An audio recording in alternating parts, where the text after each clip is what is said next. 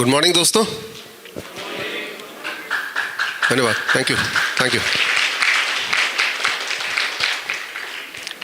आप सबका स्वागत करता हूं मैं आज के इस 3 दिन के शिविर में, 3 डेज कैंप। और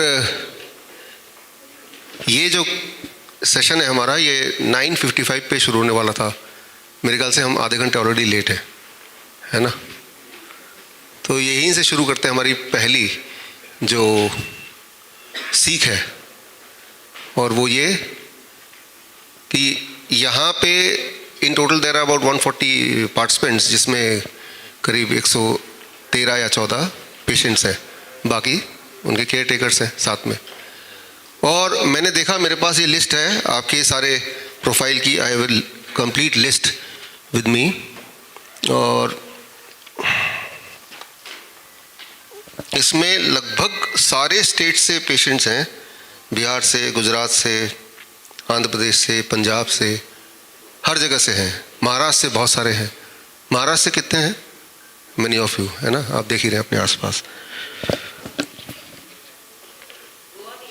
गोवा तो लास्ट मोमेंट पे भी आए हैं, है ना, यस। केरला, हाँ, सारे लगभग सारे स्टेट से है। यहाँ इम्पॉर्टेंट क्या है कि हमारे पास सिर्फ 3 दिन है, 72 आवर्स, है ना। इस 72 आवर्स में we have to give the maximum, है ना। तो हर वर्ड जो हमने आपके लिए, हर जो शेड्यूल बनाया उसको देखते हुए बनाया है।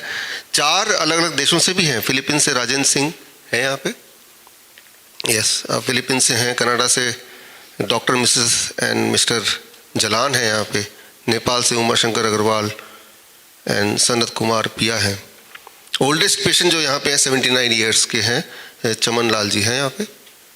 हाँ, आप सबसे ओल्डेस्ट। इंटरेस्टिंग बात यह है कि 52% ऑफ यू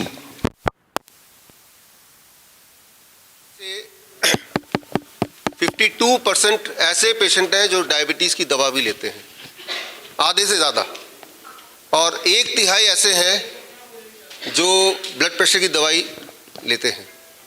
और ऐसी कोई बीमारी नहीं देखी मैंने जो आपके किसी न किसी के प्रोफाइल में ना हो। कैंसर के करीब 7 लोग हैं यहाँ पे, to be very precise 7 people. Cardiac 14 हैं, किडनी फेलियर के 6 हैं। लगभग हर तरह, सिजोफेनिया, पार्किंसन, डिप्रेशन, स्लीपलेसनेस, हर तरह के एलिमेंट के पेशेंट्स यहाँ पे हैं। इंटरेस्टिंग बात, इम्पॉर्टेंट बात है कि अलग अलग बीमारी, अलग अलग मेडिकल हिस्ट्री, ये 3 दिन में क्या हो पाएगा? ये एक सवाल दिमाग में आपके होना चाहिए या होगा। What we are going to achieve. 3 दिन, घड़ी तो स्टार्ट हो ही गई है, 3 दिन स्टार्टेड ऑलरेडी, राइट। यहाँ पे मैंने देखा है कि आप में से बहुत सारे पेशेंट्स जिसकी मेडिकल हिस्ट्री हमने ली, वो 25 साल 30 साल से बीमार है।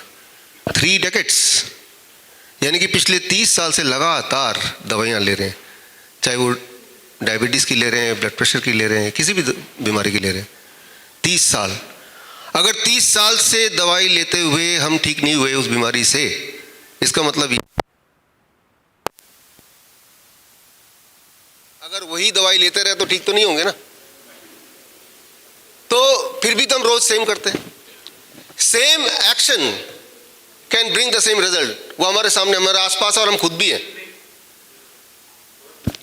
दवाई हम ले रहे हैं और दवाई बढ़ती जा रही, kind of medicine, type of medicine, quantity of medicine, type of symptoms, discomfort बढ़ते ही जा रहे हैं ना। इसका मतलब अगर वही चीज आगे भी आप करते जाएं तो ये और बढ़ता जाएगा। आप में से वो लोग जो पिछले 10 साल से दवाई ले रहे हैं, तो ऐसे भी हैं जो 30 साल से ले रहे हैं। तो उस 30 साल वाले को अपने भविष्य के रूप में आप देख सकते हैं कि अगर मैं 20 साल और भी ऐसे दवाई लूं तो मैं ऐसा बन जाऊंगा। और वो बड़ा दुखदायी पिक्चर है, बड़ा ही पेनफुल पिक्चर है। मतलब ये कि एक बात आप जरूर मानेंगे, कुछ तो बदलना पड़ेगा। यही चीज अगर लगातार करते रहेंगे तो रिजल्ट सेम ही आना है। उसके जो लोग 5 साल से दवाई ले रहे हैं, उनके पास भी 30 साल वाले एग्जाम्पल यहीं पे बैठे या आपके आसपास बैठे, तो ये श्योर है कि आगे बढ़ के वो सब गड़बड़ी होने वाला है, और हर दिन वो ज़्यादा गड़बड़ होने वाला है। तो we have to change something. ये तो डिसाइडेड है, तभी आप यहाँ पे हैं, है ना। तो अब कोई बहुत ही कॉमन बात है, हम एक सिंपल बीमारी से शुरू करेंगे, जैसे फॉर एग्जांपल डायबिटीज़, क्योंकि ये बहुत सिंपल माना जाता है एमंग ऑल द डिजीज, सिर्फ एक गोली खाओ। फिर आगे जाके जब किडनी फेलियर होता है, हार्ट डिजीज़ होता है, तो बोलते हैं डायबिटीज़ की वजह से हो गया, ऐसे बोलते हैं ना। लेकिन डायबिटीज़ की वजह से कहाँ हो गया? आप डायबिटीज़ का सिंपल मतलब अगर देखें, उसका सिर्फ एक मतलब है, diabetes means high sugar in the blood, यही मतलब है। डायबिटीज़ का मतलब, डायबिटीज़ कोई बीमारी की श्रेणी में नहीं आता। डायबिटीज़ का मतलब लिटरली अगर देखें, मेडिकली देखें, आपके ब्लड में जितना शुगर होना चाहिए, ग्लूकोज होना चाहिए, उससे ज़्यादा, उससे ज़्यादा कितना ज़्यादा वो एक अलग बात है, वो अलग कभी डिस्कस करेंगे, उससे ज़्यादा, दैट इज कॉल्ड डायबिटीज़। अब जब आप दवा ले रहे हैं, जो लोग दवा ले रहे हैं, तो शुगर तो फिर ज़्यादा रहा ही नहीं, शुगर तो उतना ही रहा जितना होना चाहिए, फिर कहाँ से आप डायबिटीज़ के पेशेंट हो गए, राइट? अगर लगातार शुगर ज़्यादा रहे तब बोलेंगे कि he is a patient of diabetes, लेकिन वो लगातार शुगर ज़्यादा ना रहे इसीलिए आप दवाइयाँ ले रहे हैं, उससे आपने शुगर को लेवल के अंदर रख दिया, तो you are no more high blood sugar patient, क्योंकि आपके बॉडी में हाई ब्लड शुगर तो अब है ही नहीं ना। अब जब 20 साल से वो दवा ले रहे हैं और ब्लड शुगर मेंटेन कर रहे हैं, जब किडनी फेलियर हो रहा है, तो वो ये ना बोल के कि डायबिटीज़ की वजह से किडनी फेलियर है, आपको ये बोलना चाहिए कि डायबिटीज़ की दवा की वजह से किडनी फेलियर है। डायबिटीज़ मतलब, डायबिटीज़ जब भी बोलेंगे, डायबिटीज़ को भी सिंप्लीफाई कीजिए, डोंट से डायबिटीज़, से high blood sugar, but high blood sugar तो है ही नहीं, लगातार वो अपना ब्लड शुगर 150 तो मेंटेन कर ही रहे, तो हाई ब्लड शुगर है कहाँ? फिर किडनी फेलियर क्यों हो गया? ब्लड शुगर नॉर्मल है, किडनी फेलियर हो गया, दैट मीन्स जो मेथड आप यूज़ कर रहे हैं ब्लड शुगर को नॉर्मल रखने के लिए, इस केस में वो दवा हो सकती है या इंसुलिन हो सकता है। आप में से 11 पेशेंट इंसुलिन पे हैं, हैवी डोज ऑफ इंसुलिन, उनमें से कुछ, क्या उनको आज भी इंसुलिन लेना पड़ेगा उतना ही जितना कल लिया था जब घर पे थे? The answer is no. कल कितना लेना पड़ेगा? उससे भी कम। परसों कितना लेना पड़ेगा? उससे भी कम। ये आप देखेंगे अपने आसपास, इन्हीं 3 दिनों में होते हुए देखेंगे, आज से ही देखेंगे। इसका मतलब ये है कि एक तरीका है कि जो भी कुछ हम दवा के माध्यम से करना चाहते हैं, वो बॉडी को खुद भी हम इंस्ट्रक्शन देके, माहौल बना के बॉडी से करा सकते हैं। हमने ये चीज़ देखा किडनी फेलियर में, ऐसे पेशेंट जिनको, जो डायलिसिस पे थे और डायलिसिस के बाद भी उनका बॉडी में पानी जमना ख़त्म नहीं हो रहा था कि अब तो ट्रांसप्लांट कराना पड़ेगा, वो लोग ठीक हो जाते हैं, किडनी पूरा रिवाइव हो जाता है, हर बार रिवाइव होता है, और वो उनकी दवाइयाँ छूट जाती हैं। तो जो थैलेसीमिया के पेशेंट हैं, आगे आज और डिटेल में बताएंगे, ऐसे बच्चे जिनको खून नहीं बनता या ठीक से खून नहीं बनता, हमें कभी सोचने की ज़रूरत नहीं पड़ती कि मेरे बॉडी में कितना खून बन रहा है, एटलीस्ट इस बैच में तो। थैलेसीमिया के पेशेंट नहीं इस बैच में, और ऐसे पेशेंट होते हैं तो हम उनको अलग एक और बैच बनाते हैं नॉर्मली, राइट, इसलिए नहीं है यहाँ पे। तो जिस प्रकार आपके स्कूटर या कार में आप ध्यान रखते हैं कि डीजल कितना ख़त्म तो नहीं हो रहा, चिंता रहती है, जब ख़त्म होने लगता है तो दोबारा सबसे पहले आप सोचते हैं पेट्रोल स्टेशन में जाके पेट्रोल भरा लें। ठीक उसी तरह से ऐसे बच्चे जिन्हें थैलेसीमिया के पेशेंट बोले जाते हैं, उनके पेरेंट्स का ध्यान रहता है कि खून कम तो नहीं हो रहा, और कम हो तो जाके हॉस्पिटल जाके खून चढ़ाओ, महीने में 1 बार 2 बार 3 बार 4 बार। तो जिस चीज़ को हमने फॉर ग्रांटेड लिया हुआ है, कुछ बच्चों के लिए वही एक मेजर चैलेंज है। ऐसे बच्चे 23 साल तक जिंदा रहते हैं ऑन एवरेज, लेकिन हमने देखा कुछ बदलाव करके उनका बॉडी खून बनाना शुरू कर देता है, और जब खून बनाना शुरू कर देता है, इसका मतलब उनका ब्लड नीचे नहीं जाएगा तो उनको ब्लड ट्रांसफ्यूजन की आवश्यकता नहीं पड़ेगी। मैं ये एग्जांपल इसलिए दे रहा हूँ कि आपको ये बताना चाहता हूँ कि अगर हम पिछले 20 साल 30 साल से बीमार हैं, तो ज़रूरी नहीं कि अगले 20 साल तक भी बीमार रहें। There are certain methods. 3 सवाल के जवाब ढूंढेंगे आज। आपके दिमाग में बहुत सारे सवाल होंगे, तो आपको एक क्वेश्चन पेपर मिला है, आपको हर बात मेरी इसलिए नहीं मानना है कि मैं बोल रहा हूँ, अगर वो लॉजिक दिया, साइंटिफिक एविडेंस दिया तो ही मानना है। और ऊपर से सबसे इंपॉर्टेंट बात क्या है, जो भी कुछ हम कर रहे हैं इन 3 दिन में, क्या उससे आपको फर्क पड़ा? क्या आपकी दर्द कम हुई? क्या आपका ब्लड शुगर कम हुआ? क्या आपका ब्लड प्रेशर कम हुआ? क्या आपकी एनर्जी लेवल बढ़ी? क्या आपकी नींद अच्छी हुई? तो थ्योरेटिकली तो सारा कुछ ठीक है, लेकिन प्रैक्टिकली क्या आप में वो फायदा पिछले अगले 3 दिन में देखा जा रहा है? या हर दिन थोड़ा थोड़ा देखा जा रहा है? ये सबसे महत्वपूर्ण बात है। अगर आपको वो फायदा दिख गया या आपको महसूस हुआ, दिस मीन्स कि ये तो काम कर रहा है। और अगर वो आपको महसूस नहीं हुआ, इसका मतलब काम नहीं कर रहा। तो बेस्ट तो यही है ना? तो इसी लिए ये 3 दिन है। ये 3 दिन में जो भी कुछ करेंगे वो आगे भी आपको करना है। और हम ऐसा कोई मेजर चीज नहीं करेंगे जो कि हम घर पे कर ही ना पाए, या उसको करने के लिए हमें किसी जंगल में जाना पड़े या अपने सब कुछ त्याग देना पड़े। आई अंडरस्टैंड कि आपकी एक लाइफस्टाइल है, उस लाइफस्टाइल को बिना बिगाड़े छोटे छोटे बदलाव करके बड़े बड़े रिजल्ट कैसे ला सकते हैं, दैट्स व्हाट हम यहाँ पे कर रहे हैं। आपने कल से शुरू कर दिया है ऑलरेडी। 3 सवाल हैं। पहला सवाल, हम बीमार क्यों हैं? बेसिक। कोई 20 साल से, कोई 25 साल से, कोई 10 साल से बीमार है। दुनिया की सबसे ज़्यादा दुखदाई बात है यह है, बीमार रहते हुए जिंदा रहने की कोशिश में लगे रहना। दिमाग में आता ही नहीं कि हम ठीक भी हो सकते हैं, इतना समय हो गया बीमारी होते हुए, राइट। तो मेरी जो शुरुआत हुई थी in this field, till the time I think 32 years of my age, irritable bowel syndrome. आप में से भी बहुत सारे लोग हैं इस वाले बैच में इरिटेबल बाउल सिंड्रोम के पेशेंट्स। और मुझे ऐसा लगता था कि इसी के साथ तो जिंदा रहना है, यही मेरी तासीर है, I have to live with irritable bowel syndrome. ऐसा बता भी दिया था और मैंने देखा भी ठीक तो नहीं रहा। I have been trying all the things. फिर I started doing research on myself, और 1-2 छोटे छोटे बदलाव किए मैंने। उनमें एक बदलाव जो मैं अभी आपको बता देता हूँ वो ये कि जैसे ही मैंने एनिमल प्रोटीन छोड़ दिया। एनिमल प्रोटीन क्या है? जो भी चीज़ जानवरों से आती है। अच्छा, डेयरी प्रोडक्ट एनिमल प्रोटीन है कि प्लांट प्रोटीन है? हाँ, समझ गए आप। जैसे ही छोड़ा, उस दिन से लेके अबाउट 15 डेज मोर लगा लीजिए, तब से लेके आज, इस साल मैं 50 साल का हो जाऊंगा, दोबारा कभी नहीं हुआ। तो सवाल ये आता है कि अगर वही वाली छोटी सी बात किसी ने मुझे बच्चों ने बता दी होती, राइट, तो यानी कि मेरा वो जो 32 साल खराब हुए वो खराब नहीं होता, अच्छा रहता, हेल्थ अच्छी रहती है ना। बात तो छोटी सी है। तो अब इसका मतलब ये है कि आप में से जो लोग इरिटेबल बाउल सिंड्रोम के पेशेंट हैं, उनको क्लू मिल गया क्या करना है आपको। पहला क्लू तो ये मिल ही गया, राइट। हाँ, ये नहीं करेंगे तो सोल्यूशन नहीं है ना, करना तो पड़ेगा इसको। तो in my life it is 0 animal protein, मतलब जो भी चीज़ जानवरों से आती है वो मैं लेता नहीं। कभी रेयरली कभी ले लिया तो उससे फर्क नहीं पड़ेगा कभी, but it should not be part of a routine.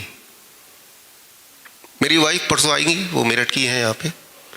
तो जब से मैंने उसको जाना है, देखा है, उसको हमेशा उसको कफ एंड कोल्ड एक परमानेंट था। तो ऐसा लगता था कि कभी ठीक ही नहीं हो सकता, सारा इलाज करके देख लिया।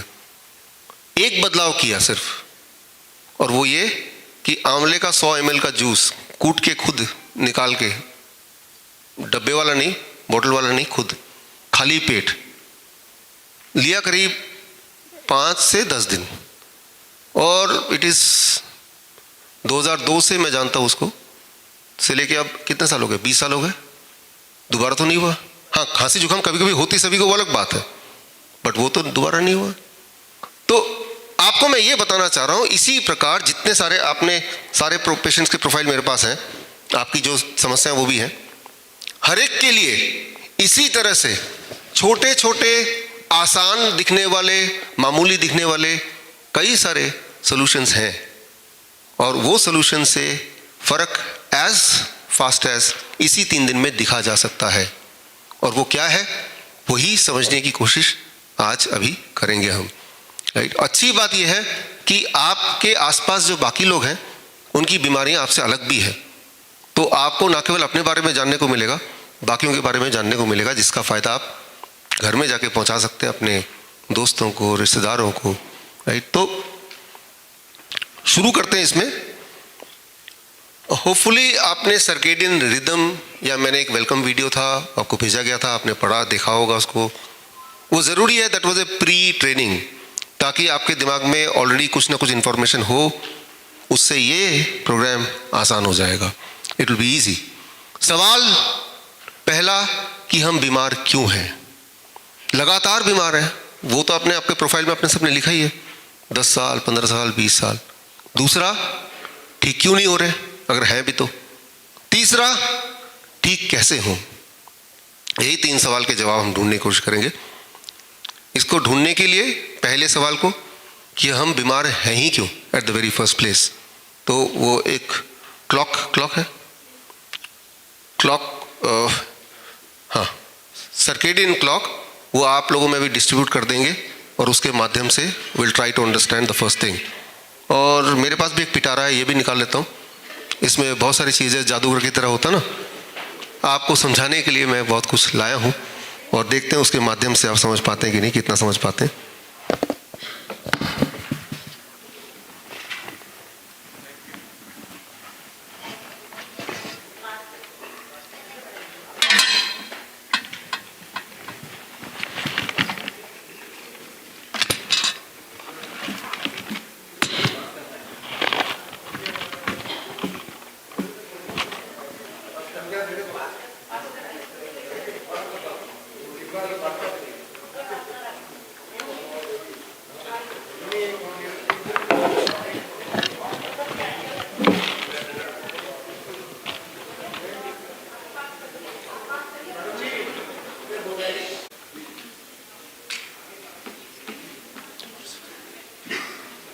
आई होप सबको मिल गया है। आपके सबके पास यहाँ फर्स्ट बैच में यहाँ नहीं मिला,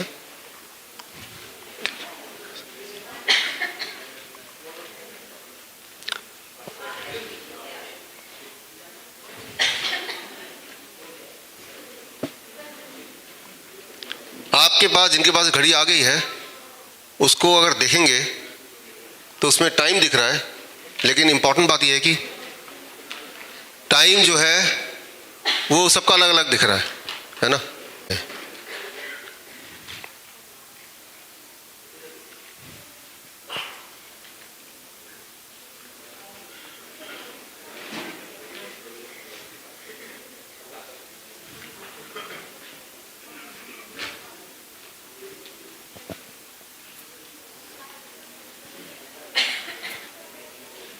कोई 3-4 बीमारी एक साथ है तो इनका इलाज भी अलग अलग होना चाहिए, एक साथ कैसे ठीक होंगे कि नहीं होंगे, तो इसका भी जवाब आपको साथ साथ मिलने वाला है। इस वक्त आपके हाथ में एक घड़ी है, इसे बोल सकते हैं हम सर्केडियन ट्रायंगल वॉच। एक खास तरह की घड़ी आप सबके हाथ में है और टेबल क्लॉक है। इसमें सबसे अनयूजुअल बात यह है कि सबके टाइमिंग एक दूसरे से अलग अलग है, रियल टाइम किसी का भी नहीं है। यह आपने अभी महसूस किया, किसी के घड़ी में 2 बज रहे हैं, किसी के घड़ी में 10 बज रहे हैं, है ना। अब इंपॉर्टेंट बात यह है, इमेजिन कीजिए एक सिचुएशन कि आपके पास टाइम को देखने के लिए सिर्फ एक ही तरीका है, वो है ये घड़ी, और आपके पास कोई और घड़ी नहीं है, कोई और रेफरेंस पॉइंट नहीं है अपने टाइम को मैनेज करने के लिए। आप सिर्फ इसी घड़ी को देख के ही आप सब कुछ टाइम को आप टाइम का रेफरेंस आप लेंगे कि अभी कितने बजे होंगे। मान लीजिए आपके हाथ में जो घड़ी है उसमें दिखा रहा है कि वो 9 बजे, जबकि एक्चुअली वो 11 बजे दुनिया में। अब अपने घड़ी जो अभी आपके हाथ में है उसको रेफरेंस मान के अगर आप अपने लाइफस्टाइल दिनचर्या को डिसाइड करेंगे तो क्या होगा कि हर जगह आप लेट पहुंचेंगे, है ना। आपके घर में जो स्कूल में जाने वाला बच्चा है वो स्कूल लेट पहुंचेगा, आपके घर में जो ऑफिस जाने वाला आदमी है वो ऑफिस लेट पहुंचेगा। आपको सिनेमा देखने जाना है तो आप पहुंचेंगे तब जब आधी मूवी निकल चुकी होगी। एक ही घड़ी घर में है, उसी घड़ी को सबको देखना है, उसी के हिसाब से अपना टाइम टेबल डिसाइड करना है। तो सबने उस घड़ी को देखा और सबने टाइम टेबल डिसाइड किया, और बच्चा स्कूल में लेट पहुंच रहा है, जॉब वाला जॉब में लेट पहुंच रहा है, आप सिनेमा हॉल में लेट पहुंच रहे हैं। तो यानी कि हर एक का कॉन्सिक्वेंसेस अलग अलग है। उसकी जॉब छूट गई, बच्चे को बाहर खड़ा रहना पड़ा, तो हर एक का जो रिपरकशन है सेम रेफरेंस से वो अलग अलग होगा, सेम नहीं होगा, लेकिन कुछ ना कुछ जरूर होगा। किसी को ज्यादा नुकसान होगा, किसी को कम नुकसान होगा। जैसे आप मूवी लेट हो पहुंचे तो बहुत ज्यादा नुकसान नहीं हुआ, सिर्फ मूवी छूट गई, लेकिन वो जॉब में रोज लेट पहुंच रहा 2 घंटे, उसका जॉब ही चला गया तो ज्यादा नुकसान हो गया। तो मैग्नीट्यूड किसको कितना नुकसान होगा वो अलग अलग हो सकता है, किस तरह का नुकसान होगा वो अलग अलग हो सकता है, बट द रेफरेंस पॉइंट वो सेम है, एक ही है ना। तो अब मान लो आपको शिकायत मिलती, बच्चा बोलता है रोज मुझे बाहर खड़ा कर देते हैं, स्कूल में जाने नहीं देते हैं, डांट पड़ती है। आपने सोचा इस प्रॉब्लम को सॉल्व किया जाए। बाहर खड़ा कर देते हैं, डांट पड़ती है, घुसने नहीं देते। These are all symptoms. ये कॉज नहीं है, ये आउटकम है, सिम्टम्स है। आपने इन सिम्टम को कंट्रोल करने के लिए क्या किया? जुगाड़ भिड़ाया, प्रिंसिपल से बात की, उन्हें थोड़ा रिश्वत दी, या किसी से फोन करवा दिया। अल्टीमेट डिसाइड हुआ कि आप बच्चा कभी भी आए हम उसको इन कर लेंगे और उसको हम डांटेंगे भी नहीं, चलता रहेगा। आपने को लगा कि मैंने प्रॉब्लम सॉल्व कर दी, और टाइम टू टाइम डिसाइड किया कि आपने थोड़े थोड़े दिन बाद प्रिंसिपल को कुछ ना कुछ गिफ्ट भिजवा दिया करेंगे। समझ रहे हैं आप इशारा? लेकिन तभी एक और आपकी जो प्रॉब्लम है, वो सिनेमा में हमेशा लेट पहुंचते हैं, तो उसको भी कुछ जुगाड़ के जितना सिनेमा देखा उसके बाद वाला हम ऑनलाइन देख लेंगे, पायरेटेड देख लेंगे। चलो लगभग सोल्यूशन हो गया, पूरी कहानी तो पता चल गई हमें। तो आप इंडिविजुअल इंसान के प्रॉब्लम को देख के आप कुछ जुगाड़ करके ऐसा लगेगा कि आप सॉल्व कर रहे हैं उसको, ऐसा प्रतीत होगा, लेकिन वो टेम्पररी अगर सॉल्व हो भी रहा है तो प्रॉब्लम अलग अलग है, उसको सॉल्व करने की अप्रोच अलग अलग है, और वो सॉल्व करता हुआ दिख भी रहा है थोड़ा बहुत। हालांकि आप श्योर नहीं बोल सकते कि हमेशा के लिए सॉल्व हो गया। वो जॉब वाले की जॉब चली गई तो एक और जॉब दिला दिया, लेकिन उस जॉब में भी सेम ही प्रॉब्लम आने वाली है, if the watch is the same, right. अब ऑब्वियस अगर मैं बोलूं कि सोल्यूशन क्या है, तो आप एक लाइन में बोल देंगे घड़ी का टाइम को ठीक कर दो, यही तो बोलेंगे ना।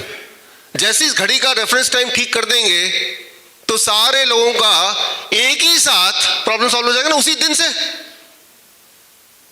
राइट। अलग अलग दिन से तो नहीं, उसी वक्त से सॉल्व हो जाएगा। जिसकी जितनी ज्यादा बड़ी प्रॉब्लम वो उतनी जल्दी सॉल्व हो जाएगी। वो अगले दिन से वो ऑफिस ठीक टाइम पे जाने लगेगा, सिनेमा हॉल में टाइम पे जाने लगेंगे, व्हाटएवर। तो आप इशारा समझ रहे हैं कि भाई प्रॉब्लम या जो कॉज है that can B one, but उसकी वजह से हर एक की जो बीमारियां दैट कैन बी मैनी।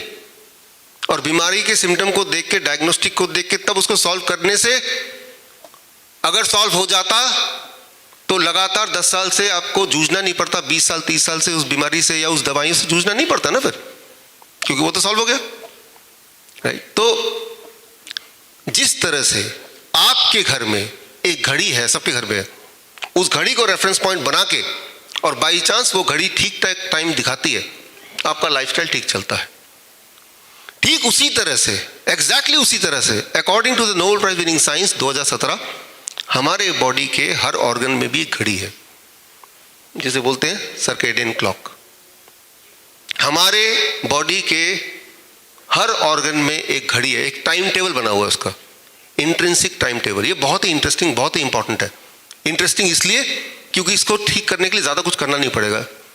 कोई भी ऐसा काम जिसमें आपको मेहनत करना पड़े तो वो इंटरेस्टिंग नहीं हो सकता। जो मेहनत ना करना पड़े और रिजल्ट शानदार आ जाए तो वो इंटरेस्टिंग हो सकता है। तो अब जो आप देखने जा रहे हैं, सुनने जा रहे हैं, it is very very interesting. आपके बॉडी के हर ऑर्गन में उसका अपना एक टाइम टेबल क्लॉक है। ये नोबेल प्राइज विनिंग साइंस है, ये कोई मेरा खोज नहीं है, जिसे बोलते हैं सर्केडियन क्लॉक।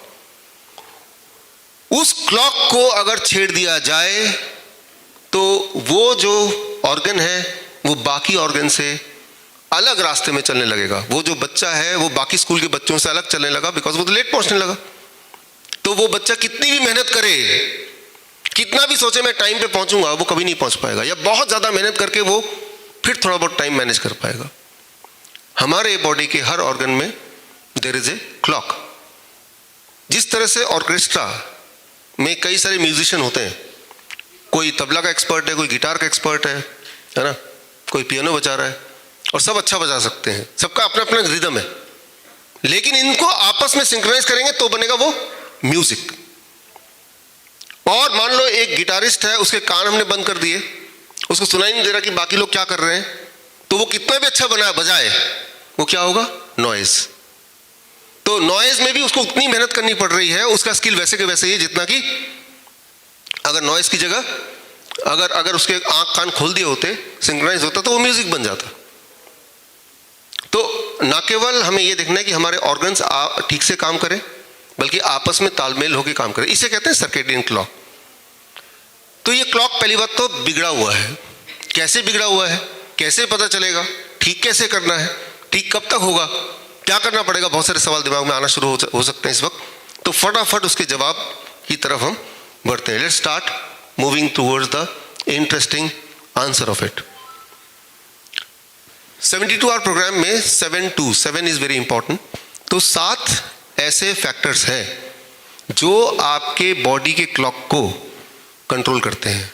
उन 7 फैक्टर को अगर एक एक करके आप एड्रेस कर दें तो घड़ी आपके बॉडी की ठीक हो सकती है, और अभी से ठीक हो सकती है, और ठीक होने से आपकी रिक्वायरमेंट, जो लोग इंसुलिन ले रहे हैं वो कम हो सकता है, ख़त्म हो सकता है। बेसिकली जो बीपी की गोली ले रहे हैं ख़त्म हो सकती है आज से ही, कल से नहीं, आज से ही, राइट। वो ठीक करने की कोशिश में हम करते हैं। पहला और बहुत ही इंटरेस्टिंग, इससे आपको थोड़ा समझ में आने लगेगा। आज से करीब 2.5 लाख साल पहले जब इंसान को आग जलाना नहीं आता था, फायर नहीं आता था उसको, उस वक्त उसके लिए लाइट का मतलब क्या था? सूरज की लाइट। और मान लीजिए सनसेट होने के बाद क्या होगा? Absolute darkness. समझ रहे हैं ना? दिन होगा तो लाइट होगी, और आग जलाना आता नहीं है, जब सूरज ढल जाएगा उसके बाद डार्कनेस आ जाएगा, यही ना? तो कब लाइट होगा कब डार्क होगा वो उसके टाइम पे डिपेंड करता है, उसके कंट्रोल में नहीं है वो। तो आज का लेक्चर का ये सिंबल है, ये स्कूटर, यहाँ पे एक लाइट होता है, लाइट की जगह मैंने एक क्लॉक लगा दिया, घड़ी। तो आज से 2.5 लाख साल पहले लोगों की ज़िंदगी में लाइट अभी की तरह स्विच ऑन ऑफ तो होता नहीं था।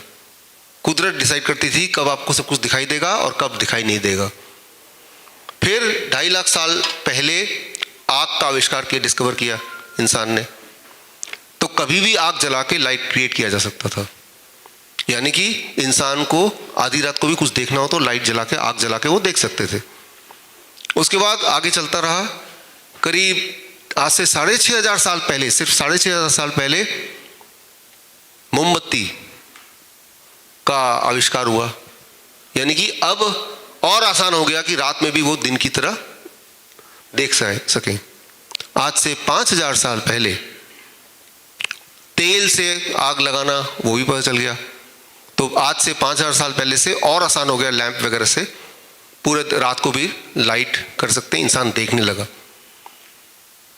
करीब 250 साल पहले, 250 साल अभी, गैस लाइट्स आने लगे, स्ट्रीट लैंप गैस के बनने लगे, तो यानी कि रास्ते में भी कहीं जाएंगे तो भी लाइट आने लगी। आज से 130 साल, मानव इतिहास के सिर्फ 130 साल पहले ये जो लाइट आप देख रहे हैं ये आया, इसका आविष्कार हुआ, है ना? यानी कि 130 साल पहले से ही हम रात को भी ठीक से जब चाहे उजाला कर सकते हैं। हमारी बॉडी ऐसे बनी है कि रात को हमें कुछ नहीं दिखना चाहिए और दिन को हमें सब कुछ दिखना चाहिए, मैक्सिमम उजाला होना चाहिए। इस तरह से हमारी बॉडी बनी है, हमारे बॉडी के बायोलॉजिकल क्लॉक इस तरह से बने हैं। और उसको जब छेड़ देंगे कि रात को हम देख पा रहे हैं, तो हमारा जो बॉडी के ऑर्गन है दे गेट कन्फ्यूज्ड। मैं एक छोटा सा उदाहरण देके आपको समझाने की कोशिश करता हूँ। ये आप एक्सपेरिमेंट कर सकते हैं, इन 3 दिन में भी कर सकते हैं। आपकी किडनी, उसको पता है कब काम करना है कब नहीं काम करना है। नॉर्मली पूरे दिन में जब आप जगे रहते हैं तो यूरिन आउटपुट लगभग होना चाहिए 3/4, और रात को जब सोते हैं उस वक्त एट द मोस्ट 1/4। 1 लीटर अगर यूरिन, पेशाब आपका निकलता है 24 घंटे में, तो करीब 700 ml दिन भर में। और सोने से वक्त जब सो रहे होते तो आधी रात को उठना पड़ता है कभी कभी, तो that is not more than 250 और 300 ml। तो ये तो है किडनी का बायोलॉजिकल क्लॉक, किडनी का ये रिदम है, ये ठीक रिदम है। लेकिन जब आप लाइट डार्क साइकिल को बदल देते हैं, दिन में हम अंधेरे में रहते हैं, जैसे ये भी बहुत उजाला नहीं है, कितना उजाला अगर मुझे देखना हो इस वक्त, तो इसको देखने के लिए भी एक यूनिट है, दैट्स कॉल्ड लक्स यूनिट, ठीक है ना? ये लाइट कितनी अगर मुझे देखना है, तो अभी जो लाइट आ रही है अगर आप देख पा रहे दूर से 106 लक्स। ये ऐप है, ये ऐप लक्स मीटर के नाम से आप डाउनलोड कर सकते हैं, फ्री डाउनलोड है। इस वक्त जो लाइट आपको दिख रहा है, जो कि बड़ा ब्राइट है यहाँ पे, तो भी कितना लाइट है? करीब 100 लक्स ऑफ लाइट। इस वक्त बाहर निकल के जाएंगे आप कितना लाइट होगा? 1,00,000 लक्स। समझ रहे हैं? अभी कितना है? 100। बाहर निकलते कितना हो जाएगा? 1,00,000। तो हम इंसान डार्क में रहते हैं अभी, राइट, जबकि अभी ब्राइटनेस चाहिए। रात को, शाम को जब दिन ढल जाता है तब हम क्या करते हैं? आदत से मजबूर फेसबुक व्हाट्सएप देखते ना, ब्राइट स्क्रीन, राइट। अब ये ब्राइट स्क्रीन है, इसके अगर पास ले जाता हूं मैं, आप नहीं देख पाएंगे लेकिन मैं देख पा रहा हूं। अभी हो गए करीब 1300 लक्स। ये ऐप डाउनलोड करके आप भी आके बाद में देख सकते हैं। ये बढ़ता जा रहा है। तो मैं ऐसे देखूंगा या इसके पास आऊंगा, अभी 1000 लक्स तक पहुंच गया हूं मैं। यहां पे जाऊंगा तो ये कम होता जाएगा जितना लाइट सोर्स से मैं दूर जाऊंगा। तो इस बात को आपको समझना पड़ेगा। आप अभी एक डार्क साइकिल में हैं इस वक्त, इसे डार्क ही बोलेंगे, 100 लक्स तो कम ही होता है। लेकिन रात को, शाम को जब आप आराम से बैठते हैं तो ऐसे मोबाइल लेके ऐसे करके इतने दूर से देखते हैं, तब करीब 1500 लक्स या कभी कभी 5000 लक्स इतना लाइट आप एक्सपोज होते हैं। तो आपने अपने लाइट डार्क साइकिल को उल्टा कर दिया। समझ रहे हैं? दिन में कम लाइट लेना और रात को जबकि जीरो लाइट होना चाहिए ज़्यादा लाइट लेना। इससे आपकी जो किडनी फंक्शनिंग वो भी उल्टा हो जाएगी। यानी कि रात को जब सो रहे होंगे तो ज़्यादा यूरिन आउटपुट और पूरे दिन भर में कम यूरिन आउटपुट। जब ऐसे होने लगे समझ लीजिए आप किडनी फेलियर की तरफ बढ़ रहे हैं। इसके लिए तो कोई ब्लड टेस्ट की भी ज़रूरत नहीं है, किसी भी टेस्ट की ज़रूरत नहीं है, सिर्फ ये आपको मेजर करना है। तो इसको कैसे ठीक करें? आपने देखा होगा कि अचानक इन दिनों लोग चलते फिरते उठते बैठते अचानक दे डाई सडनली। देख रहे हैं? खड़े खड़े लोग मर जाते हैं, देख रहे हैं ना? तो लगता है कि कैसे पता चले कि कहीं ऐसा ना कि हम भी ऐसे ही मर जाएं बिना किसी बीमारी के। तो एक clue, it is again the circadian clock of the kidney and heart. आपने हाई ब्लड प्रेशर तो सुना है, जाना है। एक सिंपल बात याद रखिए, आपका हार्ट और किडनी इस प्रकार काम करता है, दिन में 10 बजे, ये वीडियो आपको दे देंगे ताकि आप इसको दोबारा देखें। दिन में 10 बजे 10 AM यानी कि इस टाइम पे जब अभी है, हम सबका ब्लड प्रेशर हाईएस्ट लेवल पे होता है, से 140/90। रात को 10 बजे 12 घंटे बाद लोएस्ट लेवल पे होता है, से अबाउट 120/80 या 110/70। ये डिफरेंस अगर कम होता जाए आपकी हार्ट डिजीज बढ़ती जाएगी। डिफरेंस, मैं हार्ट ब्लड प्रेशर के ज़्यादा कम की बात नहीं कर रहा हूँ, ब्लड प्रेशर के डिफरेंस के ज़्यादा कम की बात कर रहा हूँ। समझ रहे हैं आप? कुछ लोगों में 10 बजे ब्लड प्रेशर कम रहता है, रात को 10 बजे ब्लड प्रेशर पीक पे रहता है। समझ लीजिए इनके हार्ट अटैक आने के चांसेस बढ़ गए हैं। इसे बोलते हैं circadian rhythm of the heart. मैंने आपको circadian rhythm of the kidney बताया और ये भी बता दिया कैसे पता चलेगा वो ठीक चल रहा है कि नहीं, यूरिन के उससे मेजरमेंट से। अब मैं बता रहा हूँ circadian rhythm of the heart और कैसे पता चलेगा ठीक चल रहा है कि नहीं। सिंपल आप टेस्ट कर सकते हैं। सुबह 10 बज गए, let me check my blood pressure, से 140/90। रात को 10 बज गए, let me check my blood pressure. अब वो वाला रात वाला ब्लड प्रेशर ये सुबह वाले ब्लड प्रेशर से कम आना चाहिए और आइडली अबाउट 20 यूनिट कम आना चाहिए। उसके बराबर तो नहीं होना चाहिए और ऊपर भी नहीं होना चाहिए। तो अगर तो बराबर या ऊपर है तो समझ लीजिए कि आपका हार्ट का सर्केडियन रिदम अच्छा खासा बिगड़ चुका है। लेकिन बिगड़ा है तो उसको ठीक भी कर सकते हैं। ठीक करने के लिए सिंपल कि आप ये डिसाइड कीजिए, पहला नियम कि रोज दिन रहते हुए बहुत ज़्यादा नहीं तो आधे घंटे के लिए अपने बॉडी को 10,000 लक्स ऑफ लाइट की रोशनी देंगे। आधे घंटे के लिए 10,000 लक्स ऑफ लाइट की रोशनी देने के लिए सिर्फ इतना करना है कि जब आप लंच या ब्रेकफास्ट कर रहे होंगे तो खिड़की के पास बैठ के, खिड़की खुली होगी। मैं ये भी नहीं बोल रहा हूँ कि खिड़की से सूरज आपकी किरणें आपके बॉडी में पड़ना चाहिए, मैं ये भी नहीं बोल रहा हूँ। बस आपके आसपास लाइट होनी चाहिए, सूरज की लाइट। मैं पूरा दिन भी नहीं बोल रहा हूँ, कितना बोल रहा हूँ, 30 मिनट्स। ये एक बदलाव करना है और शाम के 6 बजे के बाद आप कोशिश करें कि लाइट्स को मिनिमाइज करें। याद कीजिए हमारे घरों में टॉयलेट में 0 वॉट बल्ब होता था, याद है आपको? हाँ, लेकिन अब जो लाइट है टॉयलेट में ज़्यादातर लोगों के वॉशरूम में ब्राइट लाइट है, बिल्कुल ब्राइट, चेहरा ठीक से दिखना चाहिए, है ना। अब आधी रात को जब आप टॉयलेट जाते हैं और आप जैसे स्विच ऑन करते हैं अपने टॉयलेट की लाइट को, वो एकदम ब्राइट जैसे सनलाइट, तो हमारा बॉडी सोचता है कि दिन हो गया है। अब दिन हो गया तो दिन वाला जो बॉडी के जो क्लॉक है वो ऑन हो गया, जबकि वो दिन तो है नहीं। फिर आप जब सोने जाएंगे तो आप बोले मुझे नींद क्यों नहीं आ रही, नंबर 1। नंबर 2, आपका किडनी की आदत है दिन में ज़्यादा यूरिन पास करना, लेकिन दिन तो हो गया, तो किडनी दोबारा यूरिन पास करेगा, तो दोबारा आप जाएंगे और दोबारा वही लाइट ऑन करेंगे। तो क्या आप समझ पा रहे हैं कि आपने छोटी सी एडजस्टमेंट की कि मैं अपने रात में अगर मैं उठूंगा, जो कि उठ ही सकते हैं, तो मैं सिर्फ इतना करूंगा कि जो वही वाले लाइट ऑन करूंगा, क्योंकि वैसे तो दिखेगा नहीं, जो मिनिमाइज लाइट दिखने के लिए सफिशिएंट हो। छोटा सा बदलाव है, लेकिन ये बदलाव करने से 2 बातें होंगी, एक तो नींद अच्छी होने लगेगी, दूसरा बार बार यूरिन का जो प्रॉब्लम है जाना।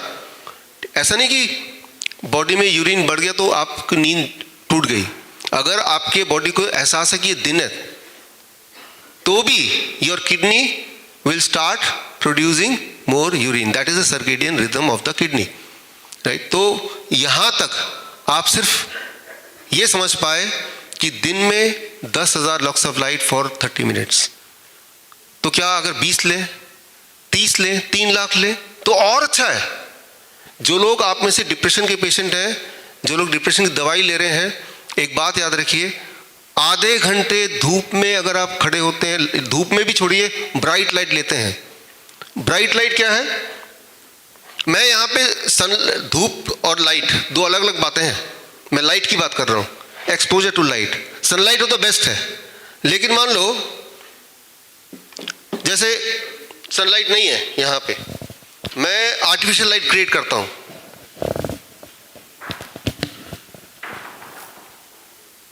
ये आर्टिफिशियल लाइट क्रिएट कर दी मैंने।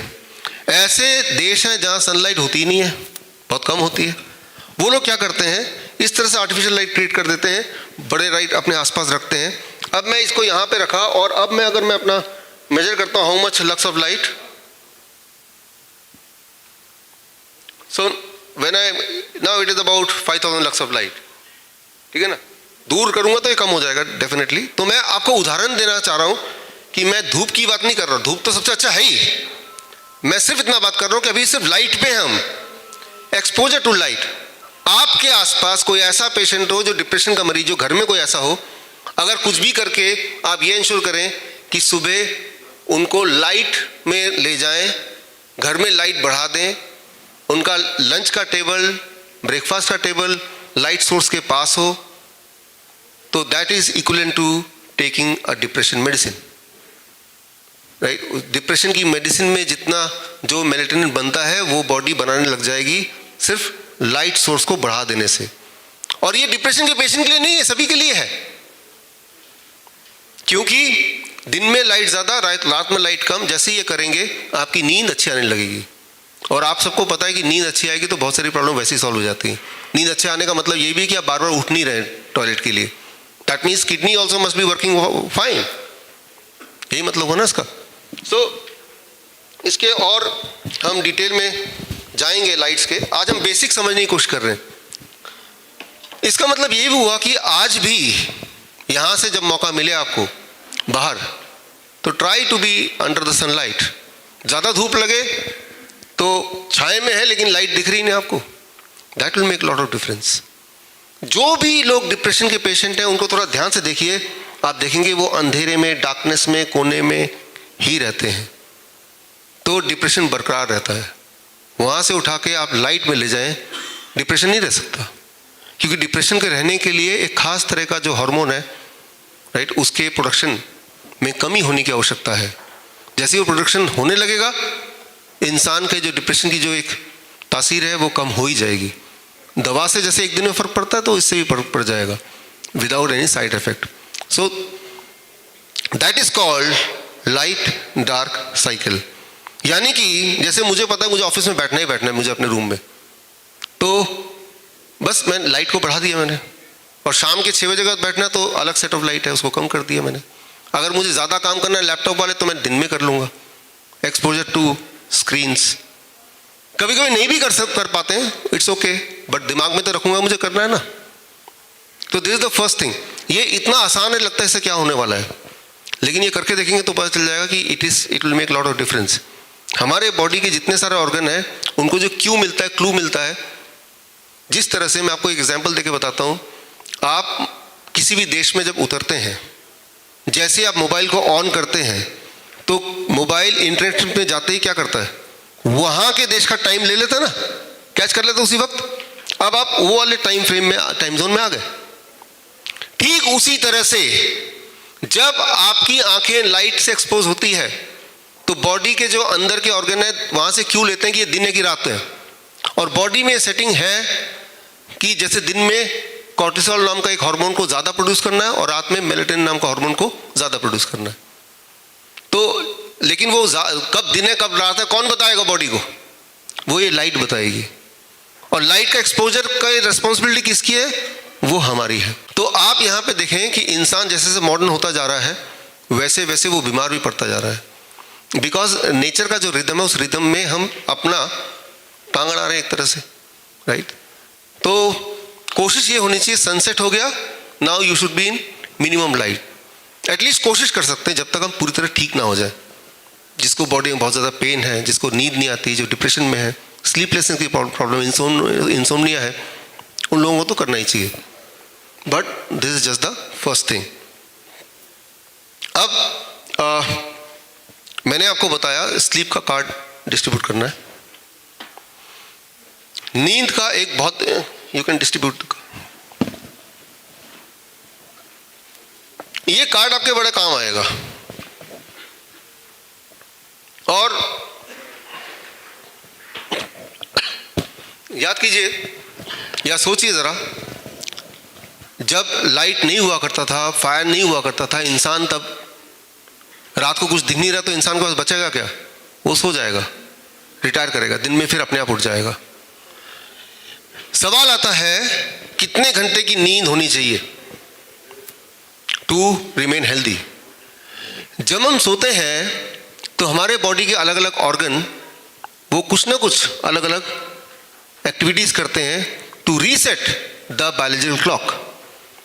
यहाँ पे जितने भी पार्टिसिपेंट्स हैं ज़्यादातर लोग 18 साल से ऊपर हैं, से लेके 70 साल। अगर यही आपके ज़्यादातर हमारे पार्टिसिपेंट्स की एज ग्रुप है तो आप पहला कॉलम देखिए 7 आवर टू 9 आवर। अपने आप से पूछिए कि आपकी जो नींद है एक दिन की 7 से 9 घंटे की है क्या? कई लोग हैं जो 5 घंटे सोते हैं, 4 घंटे सोते हैं, तो वो सो सकते हैं लेकिन they will compromise their health. तो जो ऑप्टिमम टाइम है that is between 7 to 9 hours. 6 घंटे से कम या 11 घंटे से ज़्यादा अगर सोएंगे यानी कि आप अपना सर्केडियन क्लॉक को बिगाड़ रहे हैं। ये हो सकता है बहुत लोगों के लिए वो ऑलरेडी इस ब्रैकेट में सो रहे हो तो ये पॉइंट डिस्कस करने की आवश्यकता भी नहीं, लेकिन मैं सारे पॉइंट डिस्कस करूंगा, आपको पता चलेगा कि आपको कौन कौन से पॉइंट में करेक्शन लानी है। इसीलिए सारे पॉइंट आने ज़रूरी हैं। लेटने के आधे घंटे के अंदर आपको नींद आ जाती नॉर्मली तो नॉर्मल है ये, लेकिन अगर 45 मिनट से ज़्यादा लगता है, 1 घंटा लगता है तब नींद आती है तो इसका मतलब गड़बड़ है। कुछ गड़बड़ है तो ठीक कैसे करना है मैंने पिछले अभी लाइट वाले में बता दिया आपको। दिन में अगर आप बहुत लाइट से एक्सपोज होंगे तो रात को आपकी नींद पहले दिन से अच्छी हो जाएगी। यानी कि अगर आपको आज रात को अच्छा सोना है तो दिन में आधे घंटे धूप में बैठ जाइए तो रात की नींद अच्छी आ जाएगी। जैसे दिन में धूप में बैठेंगे कॉर्टिसोल बढ़ेगा, दैट इज इंडिकेशन रात को मेलेटोनिन बढ़ाना है, वही आपको नींद देती है। या तो आप नींद की गोली लीजिए तब भी वही एक्शन आएगा। धूप में आधे घंटे सनलाइट एक्सपोजर या light exposure, light exposure for 30 minutes, just 10,000 lux of light is equivalent to 1 sleeping pill, right. यानी कि अगर कोई बोलता है कि लाओ मुझे नींद की गोली खिला दो, तो आप बोलना अच्छा दिन की बात अगर है तो उनको लाइट एक्सपोजर दे दो तो उसको वही वाला इफेक्ट आएगा। तो ये बहुत ही इंपॉर्टेंट है और ये ना करना और लगातार ना करना। आप सोचिए हर दिन, जैसे मैं आपको बोलता हूँ आपके घर में मैं चुपचाप चले जाऊँ और आपके घड़ी में मैं सिर्फ 1 मिनट लेट कर दूं तो आपको पता नहीं चलेगा पहले दिन, फिर दूसरे दिन दोबारा चले जाऊं और आप जब नहीं देख रहे हो तो आपका घड़ी में 1 मिनट और पीछे कर दूं, आपको नहीं पता चलेगा। लेकिन करते करते करते 1-2 महीने बाद जब 1 घंटा 2 घंटा पीछे हो जाएगा, अब आपको फर्क पड़ने लगेगा, है ना। तो ये जो सारी बातें हैं वो 1 दिन में 2 दिन में शायद फर्क नहीं पड़ेंगी, लेकिन आप सालों साल से करते आए हैं, सालों साल से इसको डिस्टर्ब करते आए हैं, फाइनली ये फर्क पड़ा। पर इंटरेस्टिंग बात ये है कि जैसे आप ठीक करेंगे ना इसको आज से, तो जो रिजल्ट आने के लिए उतने साल नहीं चाहिए, वो तो कुछ घंटे में आ जाएगा। Maybe that is the miracle of this human body, और for that matter animal body.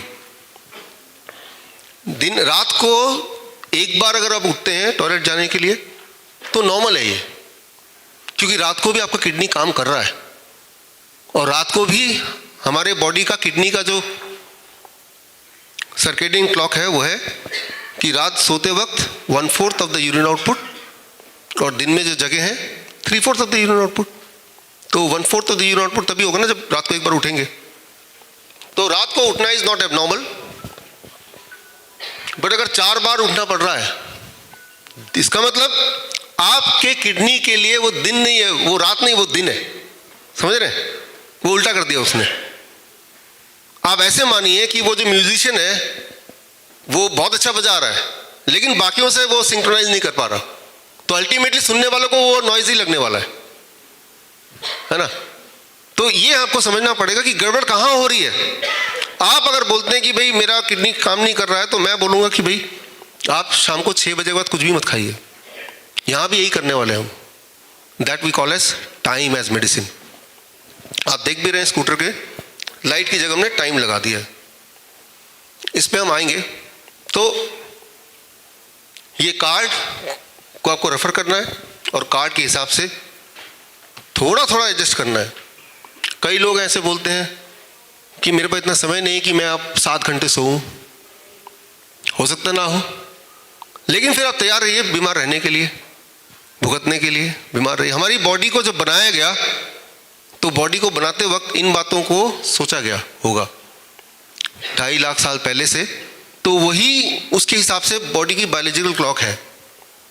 उस क्लॉक में छेड़छाड़ करेंगे, जो कि कर ही रहे हैं, तो धीरे धीरे धीरे गड़बड़ होगी। सबसे इंपॉर्टेंट बात यहाँ पे, जो लोग, आधे लोग तो आप में से डायबिटीज की गोली ले रहे हैं, आपको अगर एक रूल पता चल जाए, सुबह 8 बजे हमारा बॉडी सबसे ज़्यादा इंसुलिन बनाता है, रात को 8 बजे हमारा पेनक्रियास सो जाता है। तो जब वो सो गया तब अगर कुछ खाएंगे तो बॉडी एब्जॉर्ब नहीं करेगा या कम एब्जॉर्ब करेगा, और फिर हम बोलेंगे हम डायबिटीज़ के पेशेंट हैं, फिर अगले दिन का ब्लड शुगर ज़्यादा दिखेगा। तो जब हमारा पेनक्रियास जगा हुआ है तब बेशक खूब खाएं, और जब हमारा पेनक्रियास सो गया है उसके बायोलॉजिकल क्लॉक को ना छेड़ें, या फिर पेनक्रियास को जगना पड़ेगा। जैसे ही खाना आएगा, भाई उठो आप सो क्यों रहे हो, तो उसके लिए वो फिर दिन हो गया जबकि है वो रात। तो आप अपने लाइफस्टाइल से मेरी तरह, जैसे मैंने बोला कि आपके घर में आके मैं खड़ी को छेड़ दूं, तो आप छेड़ रहे हैं और उसके बाद हम सोचते हैं हम ठीक क्यों नहीं हो रहे। पहली बात तो बात यहाँ पे है ना कि बीमार क्यों पड़ रहे हैं, बीमार क्यों पड़े हम। तो उसमें एक इंपॉर्टेंट रोल है नींद का। याद रखिए, जब हम सोते हैं तो मैंने आपको बताया एक खास तरह का हार्मोन मेलाटोनिन प्रोड्यूस होता है, जब उठते हैं तो कॉर्टिसोल ज़्यादा प्रोड्यूस होता है। इन दोनों का जब बैलेंस मेंटेन होता है, उस बैलेंस से इंसुलिन प्रोड्यूस होता है। इनके बैलेंस को बिगाड़ दो आप एक काम करके देख सकते हैं, एक आइडिया है, जो लोग डायबिटीज़ के पेशेंट नहीं उनके लिए स्पेशली, आप कुछ खाएं ना खाएं, ये मानिए कि 2 दिन तक आप सोएंगे ही नहीं, आपका ब्लड शुगर बढ़ जाएगा। तो अगर आपको लगता है खाने से ही ब्लड शुगर बढ़ता है, फिर ब्लड शुगर क्यों बढ़ रहा है? आपने क्या किया? आपने अपनी बायोलॉजिकल क्लॉक को छेड़ दिया। तो ये हमें समझना पड़ेगा थोड़ा सा। Now coming the next thing, ये दूसरी सबसे इंपॉर्टेंट बात है, बल्कि सबसे ज़्यादा इंपॉर्टेंट बात है जो अभी आप देखने जा रहे हैं, what you are going to see now. अभी कल रात को जब आप सोए, 0 वोल्ट बेडशीट पे सोया, राइट? यस, पूरे दुनिया में जब भी कोई भूकंप आने वाला होता है, अर्थक्वेक आता है, सुनामी आता है या कोई नेचुरल डिजास्टर आता है, आप देखते हैं कि इंसान मरते हैं, एनिमल नहीं मरते कभी। एनिमल उस हादसे के होने से कुछ समय पहले वो वहाँ से भाग जाते हैं, चले जाते हैं, कुछ महीने पहले भी चले जाते हैं। ये देखा गया है कि चींटियाँ जब हादसा होने से कुछ महीने पहले से अपना डायरेक्शन बदल के कहीं और जगह चली गई। चींटियाँ तक, इंसान को पता चलता है हादसा होने के बाद, बाकी एनिमल को पहले पता चल जाता है। वही एनिमल जो घर में रहते हैं, इंसान के कब्जे में रहते हैं, वही मरते हैं। तो बाकी एनिमल क्यों नहीं मरते? वो पहले से उनको कैसे पता चल जाता है? वो इसलिए पता चल जाता है कि बाकी एनिमल जमीन से जुड़े हुए हैं, हम लोग जमीन से जुड़े नहीं हैं। हम लोग, जमीन और हमारे बीच में एक चप्पल आ गया है, राइट? तो contact with the earth plays an important role. आप जो जीरो वोल्ट बेडशीट पे कल आप लेटे या आज भी अभी जो बैठे हैं, दिस इज योगा मैट, आप देख रहे हैं। तो अब ये योगा मैट जो देख रहे हैं, इसमें तारें लगी हुई हैं, आपके पैर, नंगे पैर हैं, इस पे लगे हुए हैं, और ये जो तार है इसका दूसरा छोर नीचे जा रहा है दरवाजे से या खिड़की से, और जाके ज़मीन के नीचे जाके वो 1 फीट नीचे तक वो चला गया है। फॉर एग्जाम्पल,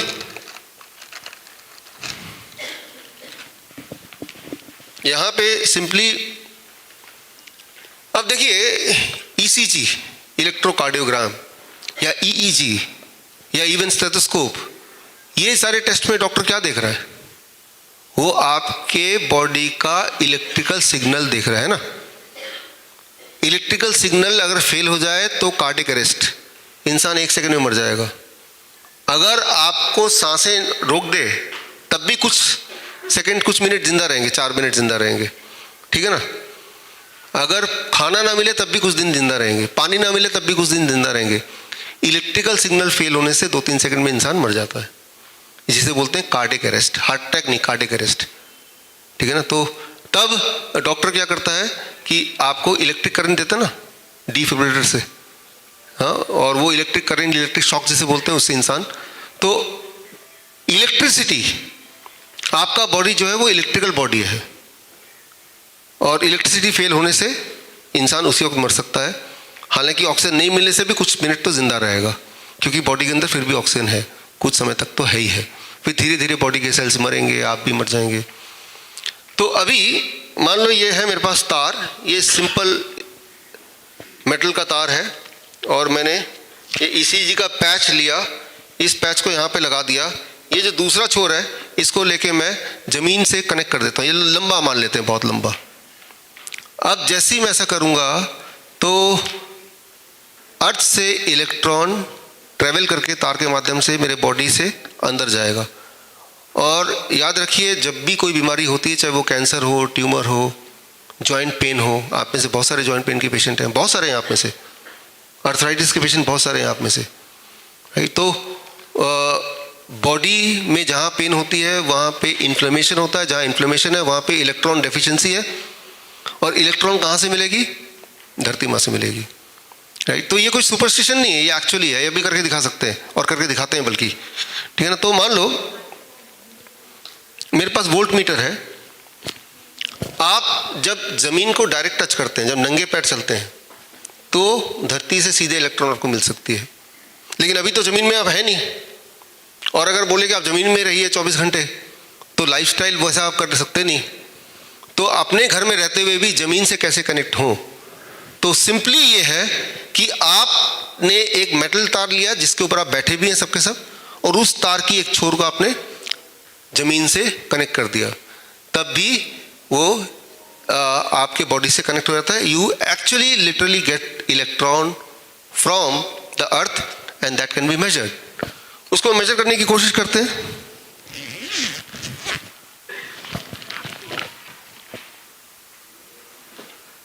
और ऐसे एक और भी है,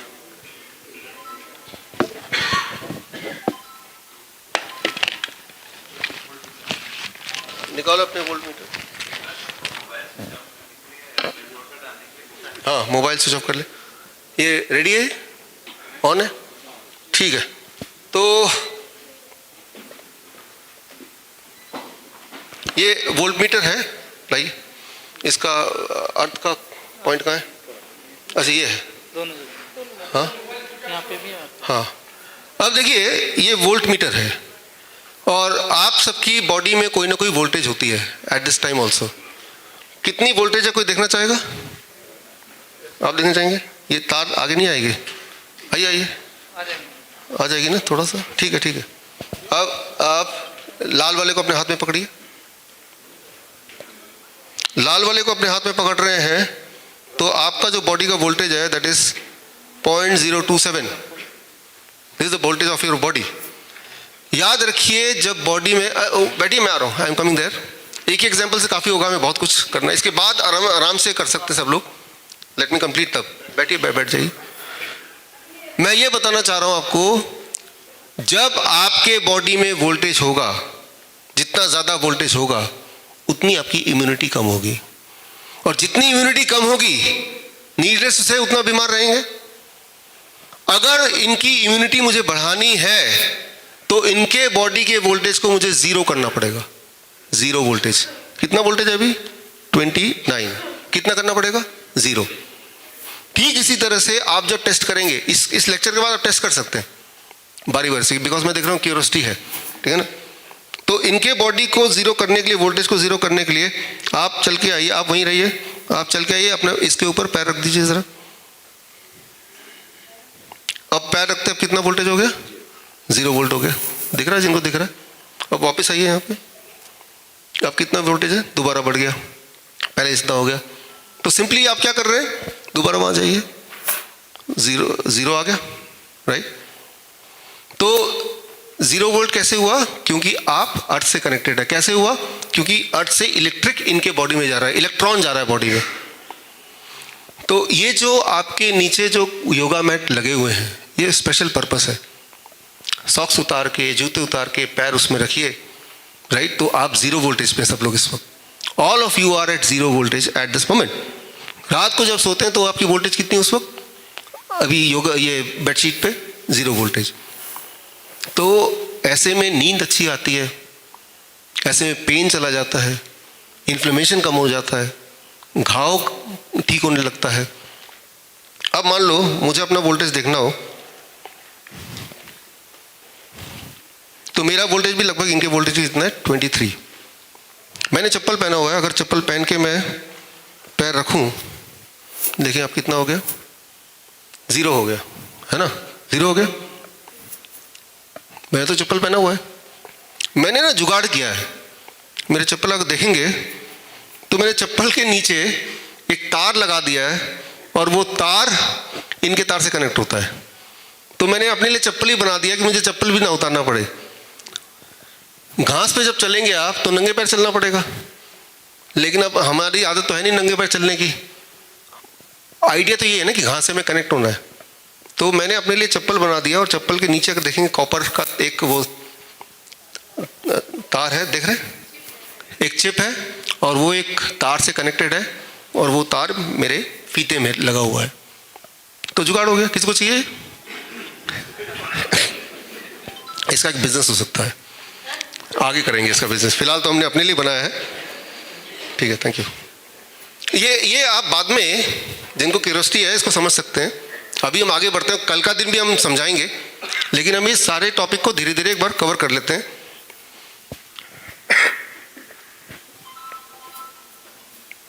तो सबसे इंपॉर्टेंट बात आप समझिए यहाँ पे कि जो जैसे पेशेंट्स जो होते हैं, अभी मान लो जब स्कूटर पे आप बैठते हैं तो जो पहिया है वो किस चीज़ का बना है? रबर का है। तो पहिया is a insulation between you and the earth. Train में जब बैठते हैं आप तो ट्रेन के पहिए किसके हैं? लोहे के। ट्रेन का जो पटरी है वो हाँ वो भी लोहे का है। तो अल्टीमेटली ट्रेन आप देखें तो अर्थ से कनेक्टेड है। कई बार ऐसा आता है, हमारा जो इमरजेंसी हेल्पलाइन है कि हम ट्रेन में, फ़ोन आता आधी रात को भी कि ट्रेन में ट्रेवल कर रहे हैं, बॉडी में बहुत पेन है, क्या करें? हम बोलते हैं ट्रेन की जो खिड़की है उसको पकड़ लो, या फिर उसके लोहे का कोई भी पार्ट पकड़ लो, और जब वो पकड़ते हैं और 15-20 मिनट आधे घंटे तक रहते हैं, यानी कि दे आर एट 0 वोल्ट, उनका पेन धीरे धीरे ठीक होने लगता है। As simple as that, right. तो बिकॉज उन्होंने क्या किया, अपने आप को अर्थ कर दिया, अपने आप को अर्थ से जोड़ दिया। जिस तरह से आपके इलेक्ट्रिकल इक्विपमेंट को अर्थ से जोड़ते हैं ना, ताकि इलेक्ट्रिकल इक्विपमेंट की आयु लंबी रहे, अचानक फूक ना जाए, ठीक उसी तरह से हम भी, आप भी एक इलेक्ट्रिकल इक्विपमेंट भी हैं। लेकिन अनफॉर्चुनेटली जैसे जैसे इंडस्ट्रियलाइजेशन आया है, हमने अपने आप को डिसोसिएट कर दिया अर्थ से। जरा सोचिए, जो भिखारी हैं, गरीब लोग हैं, सड़क पे रहते हैं, ठंड में भी वो कपड़े नहीं पहनते, है ही नहीं कपड़े, वो भयंकर तरह से बीमार क्यों नहीं पड़ते? एक बात इंपॉर्टेंट है कि वो, उनका जूते भी नहीं है, they are force to be, वो नंगे पैर रहना, लाइक एनिमल्स। तो सबसे इंपॉर्टेंट कि we are not deficient by nutrition, we are deficient by electrons. तो यहाँ हमारी कोशिश है कि एक दिन में हम सब 10 घंटे कम से कम अर्थ से जुड़े रहें, डायरेक्टली इनडायरेक्टली। 7-8 घंटे तो रात को सो ही रहे हैं, और 1 घंटा 2 घंटे का लेक्चर ही है ना, इस तरह से।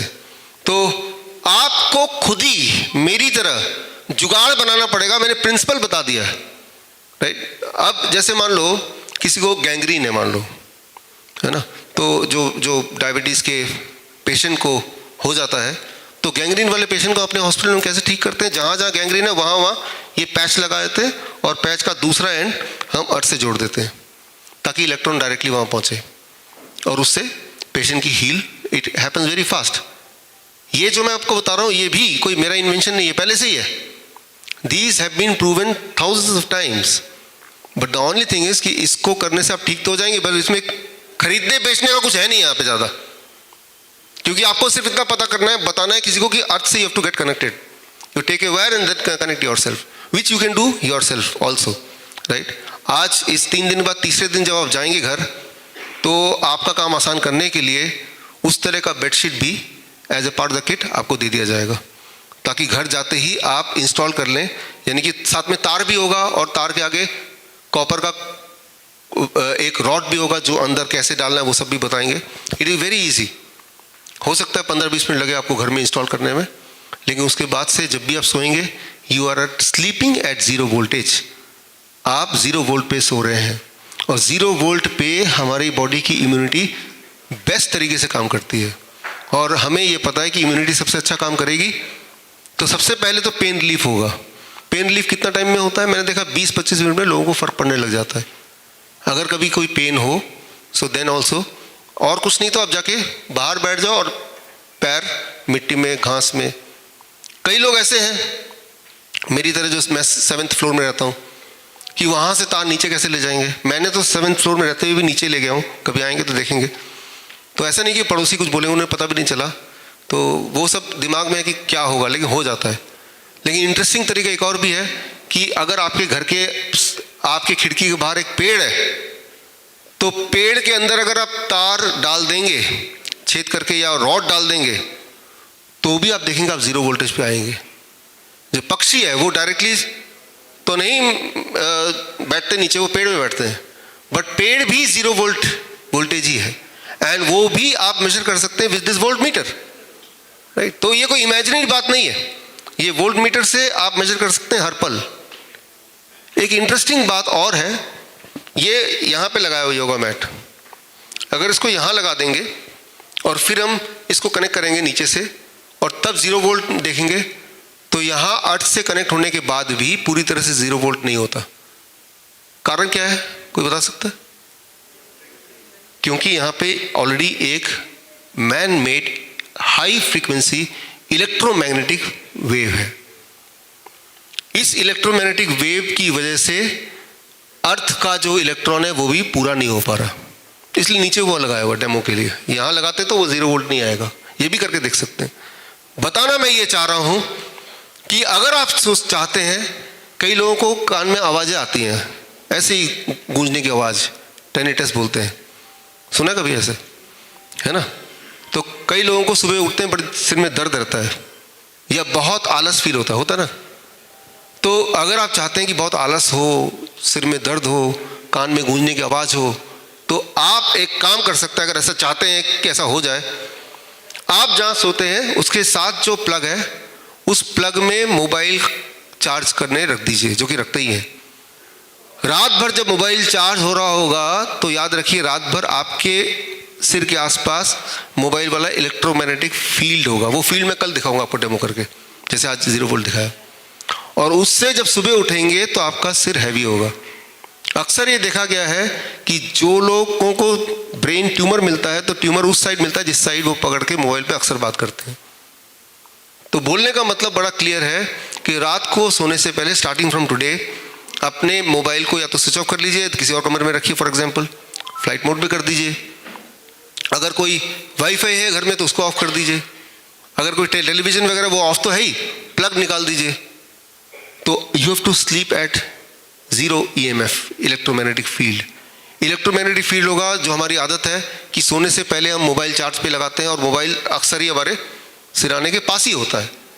तो है तो बहुत छोटी सी चीज़, लेकिन it will disturb your biological clock, आपकी नींद को डिस्टर्ब कर देगा। और नींद से सारी चीज़ जुड़ी हुई है, मैंने आपको बताया already.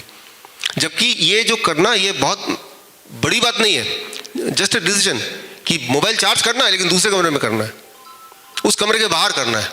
Wifi for example switch off कर देना है। ये छोटे छोटे चेंज से भी, जो हमें सुबह उठ ही नहीं पाते हैं, नींद आने लगती है, फ्रेश फील नहीं करते, so that is a high electromagnetic field. और उसका एक सैंपल तो आप खुद भी देख सकते हैं कि यहाँ पे 0 नहीं हो सकता, हाई इलेक्ट्रोमैग्नेटिक फील्ड।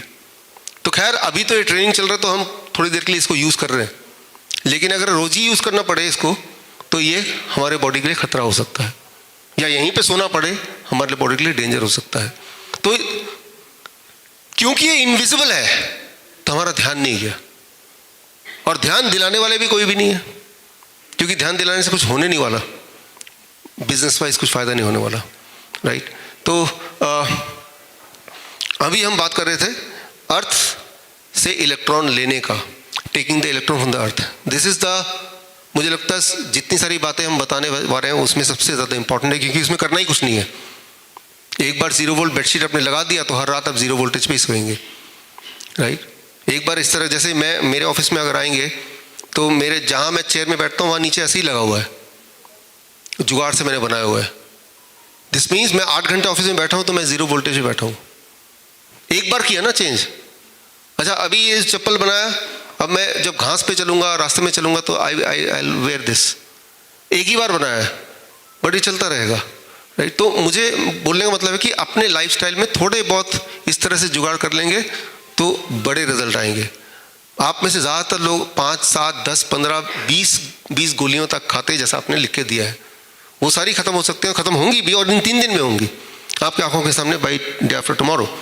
क्यों? क्योंकि इन 3 दिन में जहाँ तक हो सके, इंक्लूडिंग दिस, ये हम आपको इम्प्लीमेंट करा रहे हैं। और मुझे पता है जब ये इम्प्लीमेंट होगा, जो कि अभी हो रहा है, आप ये लेक्चर ही नहीं सुन रहे हैं इस वक्त, अब 0 वोल्टेज पे थेरेपी भी चल रही साथ साथ, है ना। लेकिन ये सिर्फ आज ही के लिए नहीं, ये जिंदगी के हर दिन के लिए हो सकता है, और ये सिर्फ आप ही के लिए नहीं, आपके परिवार के हर एक इंसान के लिए हो सकता है, इजंट इट। यानी कि जब मैं चप्पल बनवा लूँ तो आप सब मेरे बिजनेस पार्टनर बन सकते हैं, राइट। ना केवल खुद के लिए बल्कि दूसरों के लिए भी।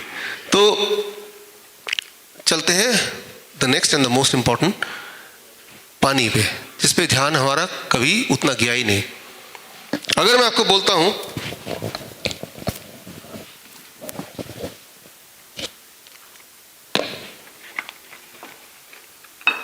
व्हाट इज दिस, तो आप बोलेंगे तो टमाटर है, but what I will say, it is 95% water. ये क्या है? ये 95% पानी है। बाकी इसमें इंग्रेडिएंट है जो आपको दिखाई दे रहा है, बाकी इसमें न्यूट्रिशन है, but 95% is water. That water is called living water, जिंदा पानी। अगर ये सड़ गया तो वो जिंदा नहीं है, वो खराब पानी है। फिलहाल तो ये सड़ा नहीं है, तो इसमें लिविंग वाटर है। जब आप माँ के कोख में होते हैं उस वक्त आपका बॉडी लाइक टमाटर, 95% वाटर। जब आप पैदा हुए अबाउट 85-80% वाटर। आज के दिन वी ऑल आर 70% वाटर। जब आप मरने लगेंगे 50% वाटर। यानी कि जैसे जैसे बॉडी से वाटर कंटेंट कम होता है, हमारी ज़िंदगी आयु भी कम होने लगती है। मतलब आप ये समझ रहे हैं कि हमारे बॉडी में सबसे ज़्यादा एबंडेंट अगर कुछ है, दैट इज़ वाटर। इसका मतलब ये भी तो हुआ कि अगर जो सबसे ज़्यादा है उसको हमें ध्यान से कुछ करना पड़ेगा। But what we do about the water? Water दो ही तरह के होते हैं मेरे हिसाब से। One is a living water, जो जिंदा है, one is a dead water, जो मरा हुआ है। जो चीज़ खुद ही मरी हुई है वो आपको जिंदा तो नहीं कर सकती, जो जिंदा है वही आपको कुछ रिविटलाइज कर सकती है। तो सिर्फ एक ही सेंटेंस है इसके लिए, always consume living water. Living water, अच्छा लिविंग वाटर कहाँ से मिलेगा, कैसे होगा? फिर वही बात है कि वही चीज़ हम आपको बोलेंगे जो आप आसानी से कर लें, बिना खर्चा किए कर लें, घर पे कर लें, अपने लाइफस्टाइल का पार्ट बना लें। नॉर्मली लिविंग वाटर तो वो होता है कि जो पहाड़ों से पानी टकराते हुए रिवर से आता है, झरने से आता है, that is called living water. लेकिन वहाँ जाके कुछ लोग करते भी हैं, वहाँ जाके रहने लगते हैं, वो ठीक हो जाते हैं। बट हम में से ज़्यादातर लोग ऐसा नहीं कर सकते।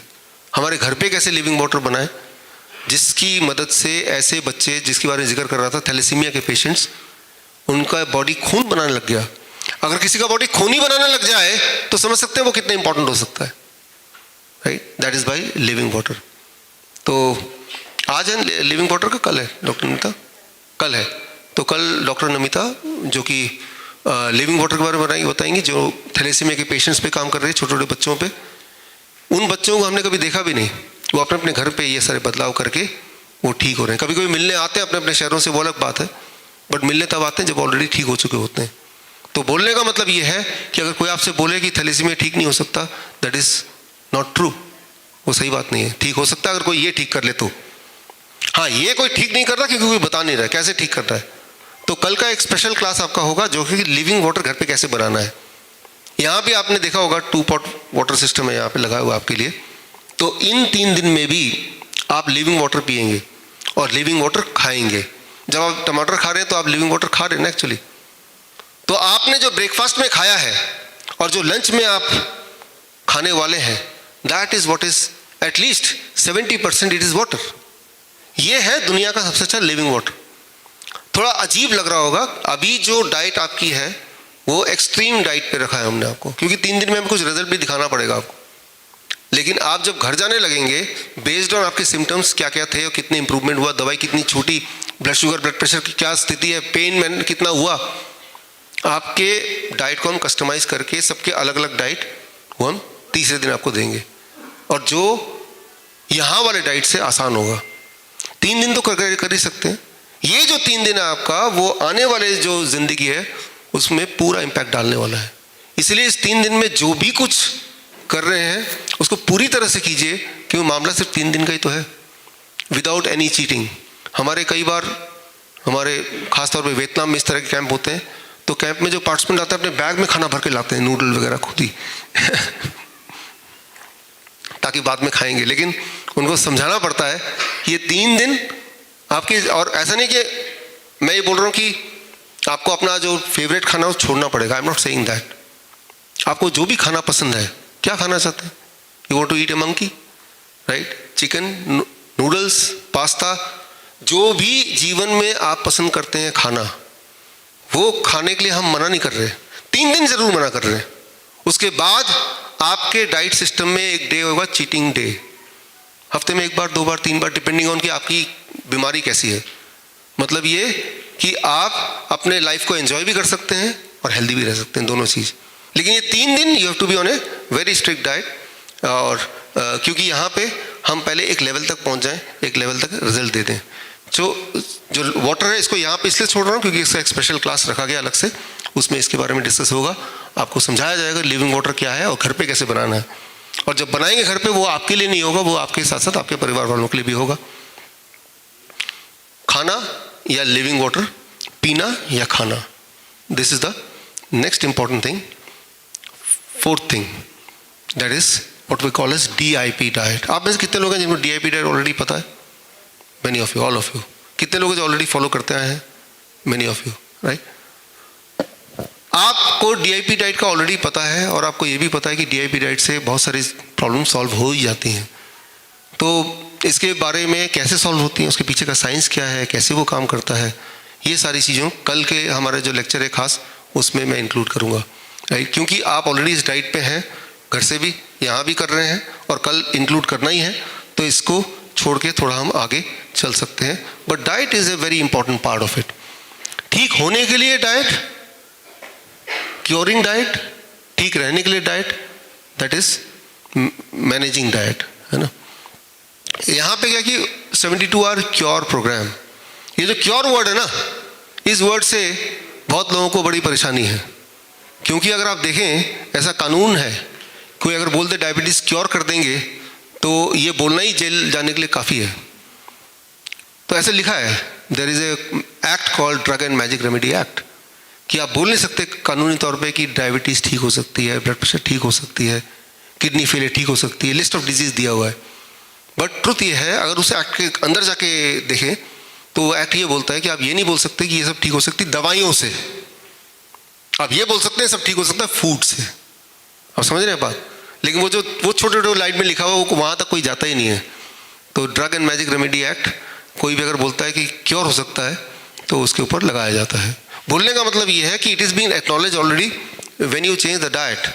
जब आप डाइट चेंज कर देते हैं तो आपका बॉडी का क्लॉक न जाने कैसे, किडनी है, पेनक्रियाज है, हार्ट है, वो आपस में सिंक होने लगते हैं। यूँ मानिए कि ऑर्केस्ट्रा के सारे यहाँ पे बैठे हुए हैं अलग अलग म्यूजिशियन, सबकी आंखों में पट्टी है, कान में भी रुई डाली हुई है। अब वो बजा तो सकते हैं लेकिन ये नहीं देख सकते या महसूस कर सकते हैं बाकी लोग क्या कर रहे हैं। तो वो कितना भी अच्छा बजाएं लेकिन आपको नॉइज़ी सुनाई देगा। अब उनकी आंखों की पट्टी और कान की रुई हटा दिया जाए तो आपस में वो सिंक कर जाएंगे अपने आप ही, बिकॉज वो एक्सपर्ट्स हैं। ठीक उसी तरह से जैसे आप DIP डाइट, इस तरह के diet which is mostly raw, तो बॉडी के ऑर्गन अपने आप सिंक होने लगते हैं। यानी कि आपका ब्लड शुगर और बढ़ेगा नहीं, आपका ब्लड प्रेशर कंट्रोल में रहने लगेगा। कितनी देर में? 1 दिन में, 2 दिन में, 3 दिन में उसका असर दिखेगा। लेकिन ऐसा जब होता है तो हमें साथ में इंसुलिन को, साथ में ब्लड शुगर की दवाइयों को कम भी करते रहना पड़ता है। आप में से जो लोग इंसुलिन पे हैं, 11 लोग हैं आप में से, उन सब के बॉडी में स्कैनर लगाया ना, वो 11 लोग, ओके। तो 11 लोग हैं और बाकी लोगों ने देखा उन 11 लोगों को, तो उनको याद दिलाएं। ये जो स्कैनर आपके स्किन पे लगाया है यहाँ पे, इस स्कैनर में इस वक्त आपकी जो ब्लड शुगर है, हर 15 मिनट बाद की ब्लड शुगर अपने आप ही रिकॉर्ड हो रही है। हर 15 मिनट बाद वो रिकॉर्डिंग यहाँ पे स्टोर हो रहा है। और हमारे पास जो रीडर है, सेंसर है, उससे हम सेंस देख के सारी रीडिंग कंप्यूटर पे आ जाएगा। यानी कि आपके आधी रात को कितनी ब्लड शुगर थी कल रात को, वो अभी देख सकते हैं। बोलने का मतलब ये है कि अगर आप रात को जाके सोचते हैं कि मैं एक लड्डू खा लूँ तो वो रीडिंग में कैद हो जाएगा। मैं ये बोलना चाह रहा हूँ कि कल मैं आपको दिखाऊंगा उनमें से किसी का या कुछ लोगों का कि रात की रीडिंग कैसे जाती है, रीडिंग का बिहेवियर क्या है। जब आप सो रहे होते हैं, आपका पेनक्रियास जो एक उसका बॉडी क्लॉक नहीं सो रहा होता है, तो लेकिन वो क्या कर रहा है, आधी रात को क्या कर रहा है, उठने से 2 घंटे पहले क्या कर रहा है, उठने के बाद क्या कर रहा है, उसका बिहेवियर अगर आप जानेंगे तो आप उसको टेम कर सकते हैं, मतलब कंट्रोल में ला सकते हैं। जैसे एक पालतू कुत्ता है, उसका बिहेवियर अगर नहीं समझते तो आपके लिए पालतू नहीं है वो, है ना। ठीक उसी तरह से ये बड़ा इंटरेस्टिंग है। तो अभी जिन लोगों ने स्कैनर लगाया है, कल शाम से लगाया तो अभी 1 दिन पूरा हुआ नहीं है, कल तक 1.5 दिन हो जाएगा। तो 1.5 दिन के बाद की रीडिंग हम देखेंगे, पूरा 1.5 दिन उनके बॉडी में ब्लड जो पेनक्रियास, उसका मूड कैसा था और उससे हम क्या निष्कर्ष निकालते हैं। तो बोलने का मतलब ये है कि जो लोग इंसुलिन डिपेंडेंट पेशेंट्स हैं, उनको ये एक्सपेक्ट करना चाहिए कि इस कैंप में जो भी कुछ हम कर रहे हैं, आपका ब्लड शुगर कम होने लगेगा, आपकी इंसुलिन की रिक्वायरमेंट कम से कम 50% तो घटी जाएगी पहले दिन ही। अगर आपने इंसुलिन उतना ही लिया जितना आप रोज लेते आए हैं तो क्या होगा? हाइपोग्लाइसीमिया, लो ब्लड शुगर। याद रखिए, लो ब्लड शुगर से इमीडिएट डेथ हो सकती है, हाई ब्लड शुगर से इमीडिएट डेथ नहीं हो सकती। लो ब्लड शुगर ज़्यादा खतरनाक है हाई ब्लड शुगर से। लो ब्लड शुगर आर्टिफिशियली क्रिएट करते हैं जब आप इंसुलिन लेते हैं, बॉडी अपने आप लो ब्लड शुगर नहीं करती है। आप खाना ना खाएं कितने भी दिन तक, बॉडी में बहुत लो ब्लड शुगर नहीं हो सकता, तो वो सिर्फ आप मैन मेड केमिकल से करते हैं। So low blood sugar is very very damaging and dangerous. और उसको अवॉइड करने का एक ही तरीका है कि इंसुलिन जो लोग ले रहे हैं या दवाइयाँ भी जो लोग ले रहे हैं, बहुत ही केयरफुली मिनिमम दवाई लें और धीरे धीरे उससे पीछा छुड़ाएं।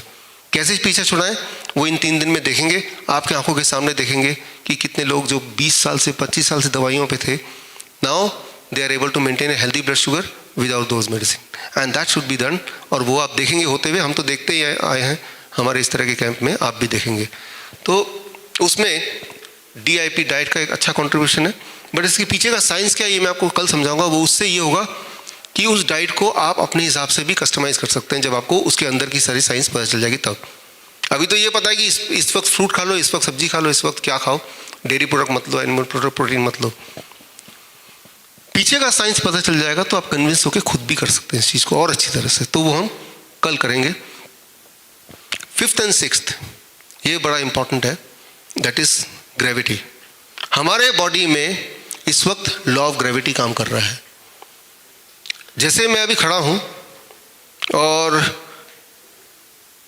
नीचे से ग्रेविटेशन पुल मेरे ब्लड को नीचे खींच रहा है, खींचेगा ना, राइट। तो मान लो ये पेन है, ये इंक पेन है, इसको मैं ऐसे कर दूं तो इंक नीचे चला गया, तभी हम लिख पाते हैं, है ना। तो ये लिक्विड जो है वो नीचे जाएगा। सिमिलरली मेरा ब्लड भी लिक्विड है, वो भी नीचे जाएगा, लेकिन पूरी तरह से नीचे जाने से पहले एक हार्ट है जो उसको उल्टा भी खींच रहा है ऊपर, तो एक बैलेंस मेंटेन किया हुआ है। इस वक्त मेरे बॉडी में, आपके बॉडी में 2 तरह के बैलेंस काम कर रहे हैं, फोर्स काम कर रहे हैं। ग्रेविटेशनल फोर्स वो नीचे खींच रहा है, हार्ट वो ऊपर खींच रहा है, बैलेंस मेंटेन हो रहा है। तो ये ग्रेविटेशनल बैलेंस मेंटेन हो रहा है, और ये ग्रेविटेशनल बैलेंस धीरे धीरे अगर बिगड़ जाए तो इंसान बीमार पड़ जाता है। बिगाड़ने के लिए कितना टाइम चाहिए? बिगाड़ने के लिए 20 मिनट भी कई बार काफ़ी होते हैं।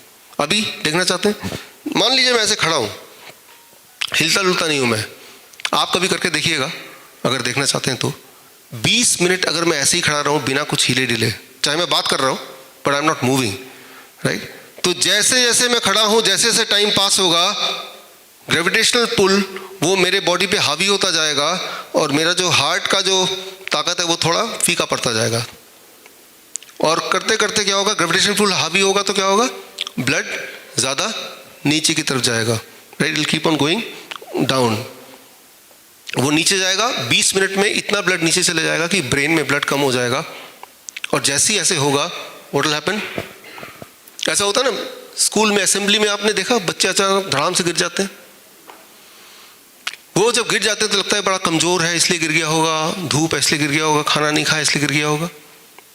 अगर कमज़ोर है, धूप है, खाना नहीं खाया, तो थोड़ी देर में उठ कैसे जाता है वो, देखा अपने आप ही उठ जाता है। उस थोड़ी देर में आप पानी मारें, झाड़ फूंक करें, कोई मंत्र पढ़ दें, 15-20 मिनट में उसको उठना ही है। क्यों? क्योंकि जैसे ही वो गिरा,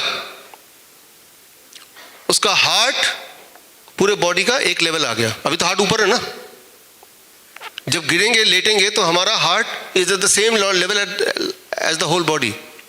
अब हमारे हार्ट को ब्लड सर्कुलेट करने में उतनी मेहनत करने की जरूरत नहीं है, अब वो बाजी जीत जाएगा, दोबारा से सर्कुलेशन को नॉर्मलाइज कर देगा। तो ये जो गिरना है, ये गिरना अपने आप में दवाई है। मान लो ये नहीं गिरता, ये 2 लोग इसको पकड़ लेते गिरते वक्त ही, तो क्या होता? कई बार ऐसा होता ना, जो माउंटेन पे लोग अचानक लटक जाते हैं, और अगर वो ऐसे हिले ना, या फिर आप 2 लोग हैं और पकड़ के खड़े हैं, वो गिरना चाह रहा है लेकिन गिर नहीं पा रहा है, तो लगातार ब्लड नीचे जाता रहेगा and it will take few minutes, the person will die. तो गिरना is not the part of the problem, गिरना इज अ सोल्यूशन, ताकि ब्लड सेम लेवल पे आ गया। तो मैं यहाँ पे ये बोलना चाह रहा हूँ कि आपका बॉडी कई बार अपने ग्रेविटेशनल पुल और हार्ट का फोर्स दोनों को बैलेंस करने के लिए पोस्चर चेंज कर लेता है, that is called postural medicine, और जिससे बड़े बड़े प्रॉब्लम आने से पहले आप बच जाते हैं। जैसे आपने देखा होगा 2 साल पहले जब बोलते थे कोरोना आ गया, बहुत लोग जिनको सांसें नहीं आ रही थी ऑक्सीजन सिलेंडर लगा रहे थे, देखा आपने। तो तब हमारा भी एक कोविड सेंटर था, हम उसे फ्लू सेंटर बोलते हैं, और वहाँ पे अहमदनगर में, एक बार खड़े हो जाए पीछे, तो ऐसे हमारे बहुत सारे नाइस एक्सपर्ट, उनमें से एक यहाँ पे मौजूद हैं, प्लीज।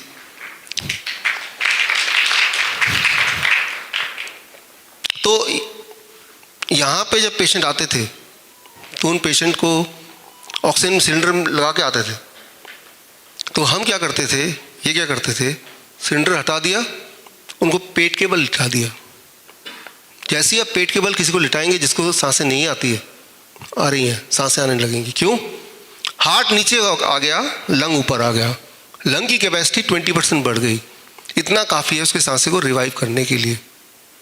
अभी आप बैठे हैं, आप पीछे की तरफ ऐसे करके बैठेंगे तो आप देखेंगे, महसूस करेंगे आपको सांसें कम आएंगी, डिफ़िकल्टी होगी सांसें लेने में। आगे की तरफ झुक के बैठेंगे, आप देखेंगे सांसें खुल रही हैं, है ना। अब याद कीजिए, जो बोल रहे थे हमें सांसें नहीं आ रही, वो कार में बैठे हैं तो कैसे बैठे हैं, ऐसे करके, या लेटे तो कैसे लेटे, पीठ के बल। हॉस्पिटल में लेटे तो कैसे, पीठ के बल। तो बोलने का मतलब ये है कि ऑक्सीजन सिलेंडर की जगह आप उसका पोस्चर चेंज कर देते हैं तो उसी वक्त फर्क पड़ जाता है। पोस्चर चेंज करना कहीं भी पॉसिबल है। For that you need not to be have in a hospital, या आपको बहुत लंबा चौड़ा कुछ की ज़रूरत नहीं है। बाकी जानवरों में 4 पैरों में चलते हैं तो उनका हार्ट कहाँ पे, बीच में है। इंसान सीधे चलता तो हार्ट कहाँ पे, ऊपर है। तो इंसान का हार्ट को ज़्यादा काम करना पड़ता है, तो ज़्यादा बीमारी इंसान भी पहले 4 पैरों में ही चलता था, 4 लिम्स, है ना। मैं ये नहीं बोल रहा हूँ कि आप 4 पैरों में चलने लग जाएं, that I am not saying. मैं सिर्फ इतना बोलना चाह रहा हूँ, जो मैं करता हूँ, जैसे मान लो मुझे लेक्चर देना है और अभी जब चलना भी नहीं है, तो जब मैं ऐसे खड़ा हूँ और 20 मिनट ऐसे खड़ा रहूँगा तो मैं गिर सकता हूँ। तो मैं क्या करूँगा, मेरे जो फिंगर है, पैर के फिंगर्स को मैं ऐसे, टोस को ऐसे मूव करता रहूँगा, उंगलियों को चलाता रहूँगा। जब उंगलियों को मैं चला रहा हूँ खड़े खड़े, तो ये मसल्स ब्लड को ऊपर पुश कर रहे हैं और इससे वो जो सर्कुलेशन है वो मेंटेन होगा। तो व्हाट इज़ दिस, आपने थोड़ा सा अपना पोस्चर को चेंज किया, थोड़ा सा मैनेजमेंट किया और आपका काम बन गया। या तो आप मूव कीजिए जैसे मैं मूव कर रहा हूँ, और मूव करना पॉसिबल नहीं, एक जगह खड़ा ही होना है सावधान के पोस्ट पे, तो अपने टोस को, उंगलियों को चलाते रहिए, राइट। तो छोटी छोटी चीज़ें हैं जो हम अपने हॉस्पिटल में करते हैं पेशेंट्स के लिए। ख़ास तौर पे ये जो हमारे किडनी के पेशेंट्स हैं, तो उनके पैरों में पानी भर जाता है, उनको इस पोस्चर में हम लिटाते हैं फॉर 2 आवर्स। उससे क्या है, ये जो खून है वो किडनी की तरफ आता है, किडनी के रिवाइवल फास्ट हो जाती है, उसका यूरिन आउटपुट बढ़ जाता है, और यूरिन आउटपुट बढ़ेगा तो पानी जो जमा था वो निकल गया। तो ऐसे जब वो करते हैं 1 महीना, 2 महीना, 3 महीना, उसके बाद अगर नहीं भी करेंगे तब भी किडनी ठीक हो चुका है, तो वो नॉर्मल इंसान बन गया। तो ज़रा सोचिए इसमें कितना पैसा लग सकता है। इसमें लग सकता है 6 ईंटें, 3 ईंट इस तरफ, 3 ईंट उस तरफ, राइट। बिस्तर को थोड़ा ऊपर कर दो, और मान लो आप 6 बजे उठते हैं सुबह, तो 4 बजे से 6 बजे बिस्तर पे लेटे रहिए, बस बिस्तर को रेस कर दीजिए, या साथ में एक और बिस्तर लगा के रखिए कि 4 बजे अलार्म लगाया कि आप नॉर्मल बिस्तर से इसमें आ जाएंगे। यहाँ भी आपके प्रॉब्लम्स को देखते हुए कुछ पेशेंट्स को हमने हेड डाउन टिल्ट रिकमेंड किया है, करेंगे भी आप लोग, सब लोग नहीं, जिनको रिकमेंड किया है, जिनकी वो ज़रूरत है। तो ये भी मैनिपुलेशन है कि इस वक्त ब्लड यहाँ किडनी एरिया में हमें चाहिए, तो लेकिन पूरे दिन नहीं करना है, 2 घंटे सिर्फ एक बार में नहीं करना है। पहले दिन जब आप करेंगे आधे घंटे में आपको लगेगा अजीब अजीब लगेगा, ख़ास तौर पे वो जो किडनी पेशेंट नहीं है, क्योंकि आपका ऑलरेडी बैलेंस बना हुआ है। जिनका बैलेंस बिगड़ा हुआ है वो कर सकते हैं 2 घंटे। एक इंटरेस्टिंग बात, आप में से कुछ लोग ने किया होगा हॉट वाटर इमर्शन। इसमें 2 रूल काम कर रहे हैं, लॉ ऑफ ग्रेविटी काम कर रहा है एंड हीट भी काम कर रहा है, टेम्परेचर काम कर रहा है।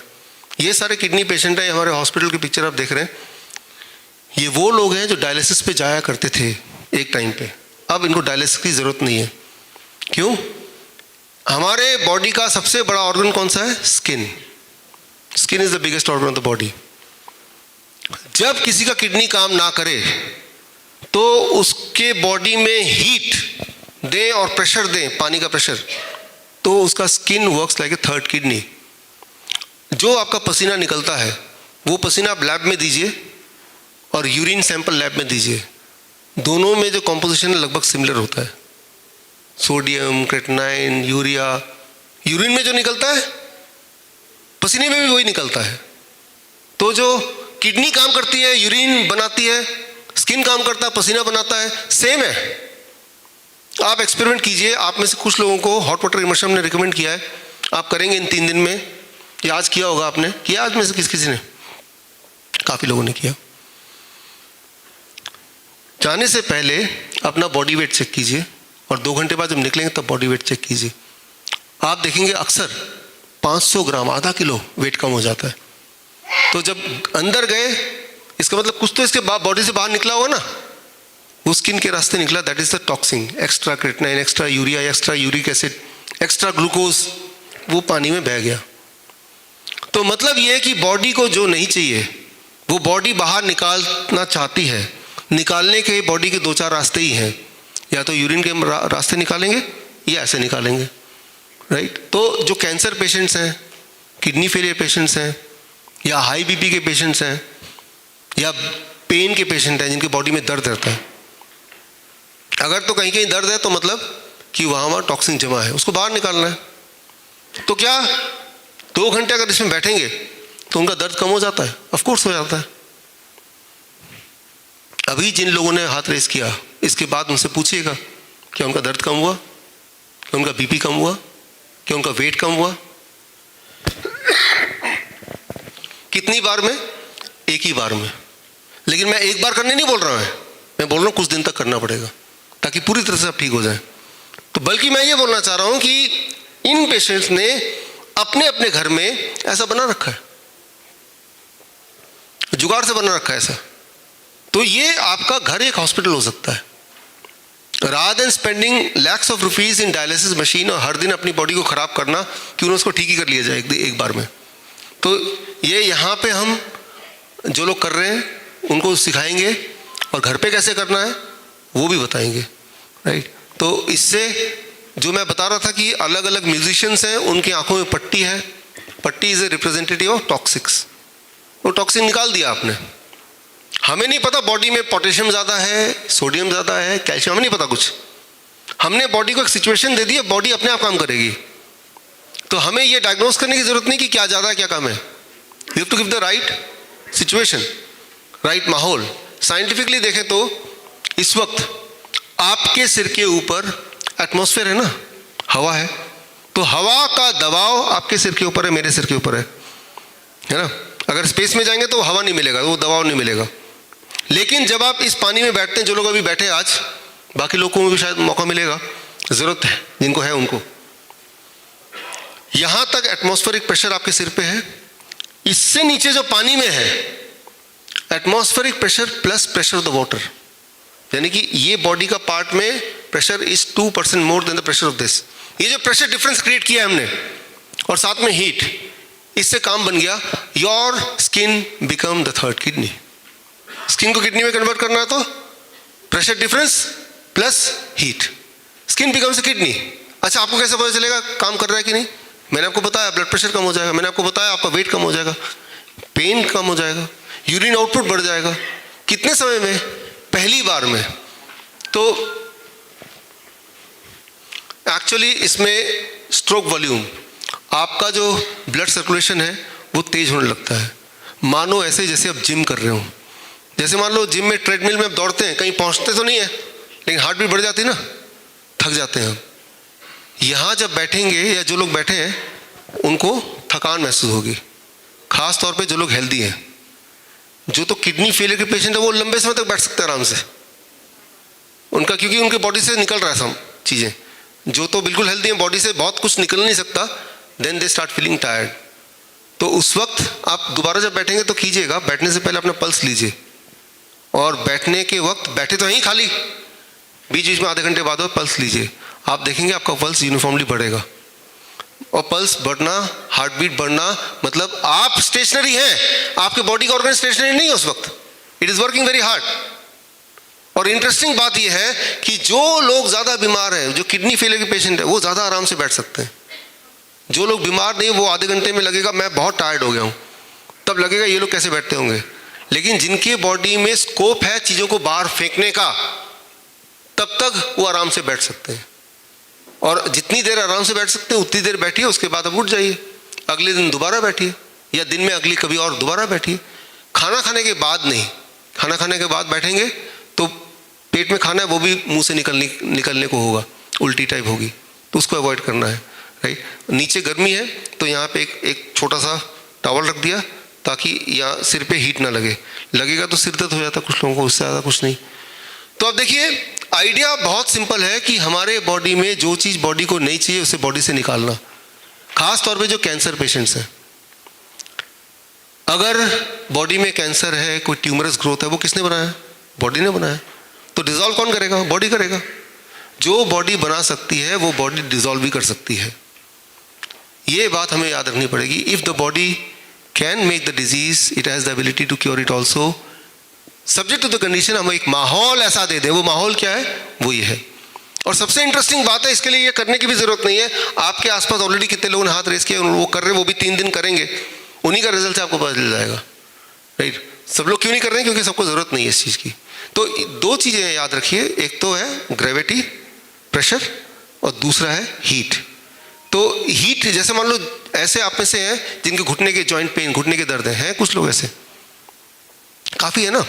तो आपको जो हीट चाहिए लोकलाइज यहीं पे तो चाहिए, तो आपके लिए अलग मेथड है पंचकर्मा का, तो वो मेथड आपके ऊपर अप्लाई होगा। तो जहां पे चाहिए लोकलाइज्ड वो किया जाएगा। वो कैसे कर रहे हैं वो भी देखेंगे, और घर जाके कैसे करें आपको किट भी मिल जाएगा, राइट। तो आइडिया ये है कि ठीक यहाँ किया, लेकिन ठीक रहना भी तो है ना। और वही चीज़ें हम यहाँ करेंगे जो आप, या वही चीज़ करने बोलेंगे जो हमें लगता है कि आप बिना अपने लाइफस्टाइल को ज़्यादा बिगाड़े, थोड़ा बहुत एडजस्टमेंट से ही, बिना ज़्यादा पैसा खर्च किए आप ये सब कर पाएँ। वैसे भी तो पैसा खर्चा कर रहे हैं दवाइयों में, why not to spend on your health, right. जहाँ डाइट का रोल है, डाइट को थोड़ा चेंज करने का रोल है, right. So this is the heat and the gravity. जब आप पानी में बैठते हैं तो बॉडी में कुछ तरह के हॉर्मोन्स जो आपके ब्लड प्रेशर को बढ़ाता है वो बॉडी कम करने लगता है। कुछ तरह के हॉर्मोन्स जो बॉडी के ब्लड प्रेशर को स्टेबलाइज करता है, इम्यूनिटी को बढ़ाता है, उसका प्रोडक्शन बढ़ जाता है। एंड वंस दिस हैपन्स तो बॉडी में बदलाव आने शुरू होते हैं, पॉजिटिव बेनिफिट। मैं तो ये बोलता हूँ कि जो लोग हेल्दी भी हैं उनको भी, जैसे जिम जाते हैं आप, आधा 1 घंटा रोज इस तरह का अगर जुगाड़ कर पाएँ घर पे, कर लेना चाहिए, राइट। ऐसे नहीं कि बीमार पड़ने के बाद ही करना है, बीमार नहीं पड़े तब भी कर सकते हैं, डेली कर सकते हैं। डेली आधे घंटे से 1 घंटा कीजिए, life time. Let it be a part of A life style. Normally क्या है कि इसमें इट इन्वॉल्व्स वाटर, और क्या है कि पानी की कमी है हमें। तो जैसे आप बैठे तो आपका टब अलग है, तो आप उस पानी को हफ्ते में 1 बार 2 बार बदल देंगे तो ठीक है। लेकिन उसी टब में अगर और भी किसी को बैठना है, जैसे यहाँ पे होता है, तो हर बार पानी बदलते हैं। तो पानी तो वैसे पहले से ही कम है हमें, या तो हमारे घर में अगर कर रहे हैं तो हर फैमिली मेम्बर का अलग अलग। कुछ लोगों ने ऐसा भी किया कि उन्होंने रिसाइकिल का भी एक तरीका निकाला, पानी निकलता है, वेस्ट नहीं करते, उसे रिसाइकिल होकर दोबारा आ जाता है, फिल्टर होकर दोबारा आता है। लेकिन ये जो इन्वेस्टमेंट है ये बहुत ही सस्ता इन्वेस्टमेंट है लाइफ टाइम के लिए। तो यानी कि पहली बात तो ये कि कोई अगर बीमार पड़ता है तो there is no solution otherwise. Solution होता तो आप देखिए जहाँ से आए हैं सबके घर में आसपास तो हॉस्पिटल है ही बड़े से बड़ा, you might not have got the solution, right. तो ये कैसे करना है, क्यों करना है, कितना फ़ायदा होगा, राइट, कैसे घर पे करना है, ये सारी चीज़ आप इन 3 दिन में सीखेंगे। बट मैंने आपको छोटा सा एक रिव्यू दिया। ये लास्ट में इसलिए ले रहे हैं बिकॉज ये सबसे इंपॉर्टेंट है, टाइम एज मेडिसिन। क्या खा रहे हैं ये इंपॉर्टेंट है, और कब खा रहे हैं ये भी इंपॉर्टेंट है। इस पे जितना बात करें उतना कम है। जो लोग डायबिटीज़ के पेशेंट हैं, आप में से काफ़ी 50% तो है ना, आप मेरे कोई बात मत मानिए, मान लीजिए एक भी बात मत कुछ नहीं मानना है। एक बात जो अभी मैं बोलने जा रहा हूँ, अगर एक बात ये करेंगे तो आप में से इफ़ नॉट 100%, 70-80% की ब्लड शुगर की गोली तो एक दिन में छूट जाएगी, one day. What I am going to say now, याद रखिए हमारा जो पेनक्रियाज है, सिंप्लीफाई करने के लिए बोल रहा हूँ, वो रात के 8 बजे सो जाता है, सोने चले जाता है। रात के 8 बजे सनसेट के 1-2 घंटे बाद it goes for in A sleeping mode. तो आपका जो आखिरी मील है वो 6 बजे आप खाएंगे, तो 6 से 8 बजे तक उसको डाइजेस्ट होने लगेगा, तो 8 बजे तक वो जगा हुआ है। तो आपकी ब्लड शुगर की समस्या 60-70-80% कम हो जाएगी पहले दिन से ही। Very simple. आप वही वाला खाना, मैं ये नहीं बोल रहा क्या खाना क्या नहीं खाना है, मैं ये भी नहीं बोल रहा हूँ कितना खाना, ये भी बात नहीं कर रहा, मैं बोल रहा हूँ वही खाना, जो भी खाना आप खाते आए, रोटी सब्जी दाल चावल उल्टा सीधा, मैं वो और कितना भी, जो थाली है आपका, आप 6 बजे खाइए, फिनिश कर लीजिए। 8 बजे आप देखेंगे ब्लड शुगर से इट इज़ 150, लेकिन वही थाली 6 बजे की जगह 8 बजे खाइए, आप 10 बजे ब्लड शुगर देखेंगे 100 अधिक मिलेगा। आप समझ रहे हैं? तो टाइम इज ए मेडिसिन। तो क्या खा रहे हैं, कितना खा रहे हैं, आप पे निर्भर, फ्लेक्सिबल है। कब खा रहे हैं ये आपके हाथ में नहीं है, ये टाइम एज मेडिसिन के हाथ में है। अब अगर 8 बजे खाएंगे तो यानी कि 8 से 10 घंटा, 2 घंटा लगेगा डाइजेस्ट होने में, राइट। तो अब जो पेनक्रियास इंसुलिन बनाएगा उसका प्रोडक्शन 8 बजे से पहले से 50% ही रह जाता है, यानी कि आपका ब्लड शुगर ठीक से एब्जॉर्ब हो ही नहीं पाएगा। ये आप खुद करके एक्सपेरिमेंटली देख सकते हैं। आप ऐसे देख सकते हैं कि चलो जो भी आप रोज़ खाते हैं वही थाली आप 6 बजे खा लीजिए। अब देखिए अगले दिन सुबह का ब्लड शुगर या 2 घंटे बाद का ब्लड शुगर। फिर एक दिन डिसाइड कीजिए कि नहीं मैं वही खाना 10 बजे खाऊंगा। अब अगले दिन का देखिए या 2 घंटे बाद का देखिए। एक दिन में आपको पता चल जाएगा कि अगर आप सिर्फ एक रूल फॉलो करते हैं कि जब पेनक्रियास सो जाती हैं, टाइम क्लॉक उसका, उसके बाद हमें नहीं खाना है, और सोने से भी 2 घंटे पहले खाना है। क्योंकि मान लो वो 8 बजे सोती है, आप 8 बजे ही खाएंगे तो भी तो वो 2 घंटे और लगाएगा ना, है ना, कि 8 बजे वो सोता है एंड 8 बजे इस लिटरली 8 बजे, ये तो लिटरेचर में है, लेकिन मैं तो बोलता हूँ लिटरेचर को हम ना मान के एक्सपेरिमेंट करके, क्योंकि उसमें नुकसान भी कुछ नहीं है, एक दिन एक्सपेरिमेंट करके देख सकते हैं, ओनली 1 डे। वो दिन आज का भी है वैसे तो, क्योंकि अब भी हम 6 बजे ही हम डिनर देंगे, हालांकि वो 7 बजे तक खत्म होगा, right, we are very near to that. तो इसीलिए मुझे बहुत ज़्यादा कॉन्फिडेंस रहता है कि ब्लड शुगर तो हम कम कर ही देंगे पहले दिन, बिकॉज मुझे पता है पेनक्रियास जब तक आपकी जगी हुई हैं तभी तक आपको खाने दे रहे हैं, अनलेस कि उसके बाद चोरी छुपे कुछ कोई खा ले, वो अलग बात है, but I know you will not do it, right. तो सिर्फ एक रूल, एक्सपेरिमेंट करके देखिए घर पे। जो लोग चूहे पकड़ते हैं ना पिंजरे में, चूहे जो हैं वो नॉर्मली रात को खाते हैं, बायोलॉजिकल क्लॉक उनका उल्टा बना हुआ है इंसान से, वो रात को निकलते हैं। आप गौर करेंगे कि चूहे दिन में नज़र नहीं आते, जैसे अभी रात को जब सो रहे होते हैं खटपट खटपट नजर आता, आवाज़ आती है ना किचन से, चूहे रात को खाने वाले प्राणी हैं, उनका बायोलॉजिकल क्लॉक उस तरह सेट है। आप चूहा पकड़िए 2 एक जैसे, चाहे तो खरीद के भी ला सकते हैं, और एक चूहे को खाना दीजिए दिन में, और दिन सनलाइट के बाद हटा लीजिए खाना, उतना ही खाना एक चूहे को दीजिए रात में। जिस चूहे को दिन में खाना देंगे वो मोटा होता जाएगा। खाना ज़्यादा नहीं दे रहे हैं आप, सेम दे रहे हैं दोनों को, लेकिन एक को दिन में दे रहे हैं, एक को रात में दे रहे हैं।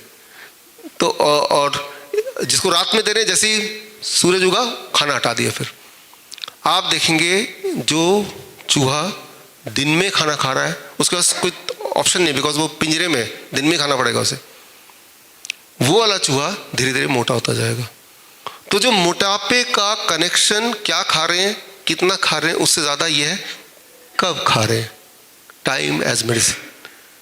सनसेट, क्योंकि चूहे के केस में क्या है, वो नॉक्टर्नल प्राणी है, भगवान ने बनाया ऐसे कि वो जब सब सोएंगे तब खाएंगे, बचा खुचा जो भी मिलेगा तब खाएंगे, that is how it is made.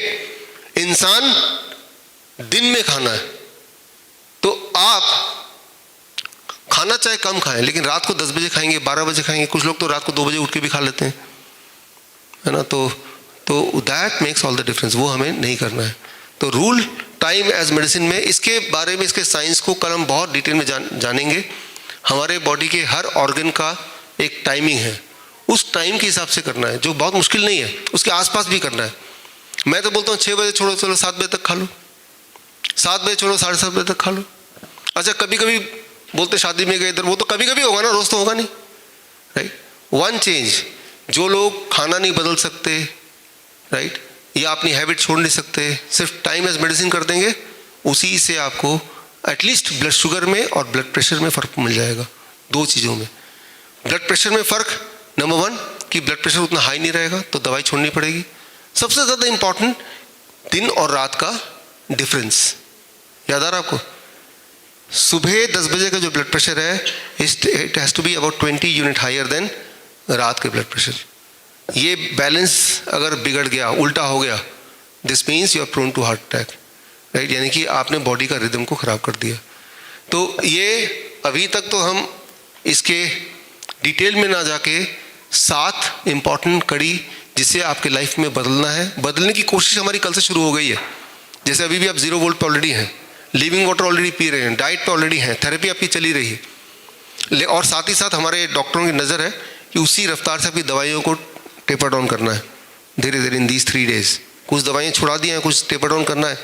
And 3rd day लगभग इसी समय आपके जो 3 दिन का प्रोग्रेस रिपोर्ट है वो सबके सामने, एक दूसरे के सामने आएगा। तो आप देखेंगे जो आप अभी देख रहे थे और ये थ्योरेटिकल लग रहा है कि इसका प्रैक्टिकल एप्लीकेशन कितना ज़्यादा है।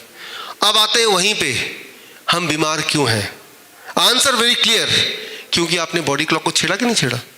आप में से कौन ऐसा है जो 6 बजे अपना डिनर कर लेता होगा? 1-2 लोग हैं, है ना, है ना। तो आप देख रहे हैं कि सिर्फ एक रूल भी हम ठीक से नहीं फॉलो कर सकते, क्योंकि हम इस लाइफस्टाइल में, जब आप रोज करेंगे सबको पता चल जाएगा। जिस तरह से मैं the kind of food which I eat सबको पता चल चुका है, इसलिए कहीं भी मुझे कोई इनवाइट करता है तो फिर उस तरह से ही मिल जाता है ना। तो वो एक रेपुटेशन वाली बात है which you create over a period of time, you start educating the people, right. तो मैं ये बोलना चाह रहा हूँ कि पहला जो सवाल है आपका, हम बीमार क्यों पड़े? क्योंकि आपने जाने अनजाने अपनी सर्केडियन रिदम, बॉडी क्लॉक को बिगाड़ दिया है। और इसमें एक बहुत बड़ा रोल है ड्रग्स का। दवाइयों पे जब आप रहते हैं तो दवाइयाँ जब चाहे सो गए, जब चाहे उठ गए, जैसा फील कर रहे, डिप्रेशन गोली खा ली, आपका पूरा जो सर्केडियन रिदम बिगड़ जाता है। दवाइयाँ प्लस लाइफस्टाइल। तो क्यों बीमार है? क्योंकि हमने दवाइयाँ ली। क्यों बीमार है? क्योंकि हमने कहीं ना कहीं ये रूल्स को ब्रीच किया या ब्रेक किया। जैसे एक रूल कि 0 वोल्ट। अगर मैं फिर ये सवाल पूछूं, कितने लोग हैं जो नंगे पैर चलते होंगे आधे घंटे रोज? थोड़े बहुत हाथ रेज है ना, 1 घंटे चलते हैं, लेकिन थोड़े बहुत 10% हाथ ही तो रेज है। तो कुछ लोग कोई रूल तोड़ रहे हैं, कुछ लोग कोई रूल तोड़ रहे हैं, कुछ लोग सारे रूल तोड़ रहे हैं। अच्छा, कितने लोग ऐसे जो लिविंग वाटर पीते होंगे ना? अब 2-4 हाथ हैं, है ना। लेकिन कितने लोग ऐसे जो सारा कुछ हमेशा कर रहे होंगे? नहीं होंगे, है ना। तो अगर हम सारा कुछ हमेशा करने लगे, एटलीस्ट अगले 1 महीने तक, जब तक पूरी तरह ठीक ना हो जाए, फिर एक बीच का रास्ता लेने। तो पहला सवाल जो था, हम बीमार क्यों हैं, उसका जवाब आपको दिख रहा है। दूसरा, ठीक क्यों नहीं हो रहे? क्योंकि इनको करेक्ट नहीं कर रहे ना। हम करेक्ट तभी करेंगे जब पता चलेगा कि करेक्ट क्या करना है। और ठीक कैसे हो? ऑब्वियस आंसर है, इन सबको करेक्ट कर लो। अच्छा, करेक्ट करने कैसे करेक्ट करना, वो आप ऑलरेडी शुरू कर चुके हैं।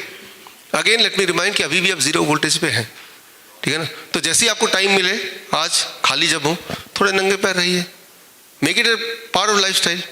मान लो आप बाहर जाते हैं, अपने कॉलोनी में किसी से बातचीत कर रहे हैं, चप्पल उतार खड़े हो जाए, थोड़ी देर तक बातचीत तो कर ही रहे हैं, राइट। तो इस तरह से आपके हैबिट में थोड़ा थोड़ा बदलाव, जो आपके लाइफस्टाइल को ना डिस्टर्ब करे बट आपको हेल्थ बेनिफिट दे दें, राइट। तो इस तरह से आपको थोड़ा सा बदलाव करना पड़ेगा, और जिसकी शुरुआत हम अभी कर रहे हैं। और जब रिजल्ट दिखेगा, विच आई एम श्योर तीसरे दिन तक दिख जाएगा, तो किसी में ज़्यादा, किसी में बहुत ज़्यादा, किसी में थोड़ा कम, तो उससे आपकी मोटिवेशन आई होप बढ़ेगा।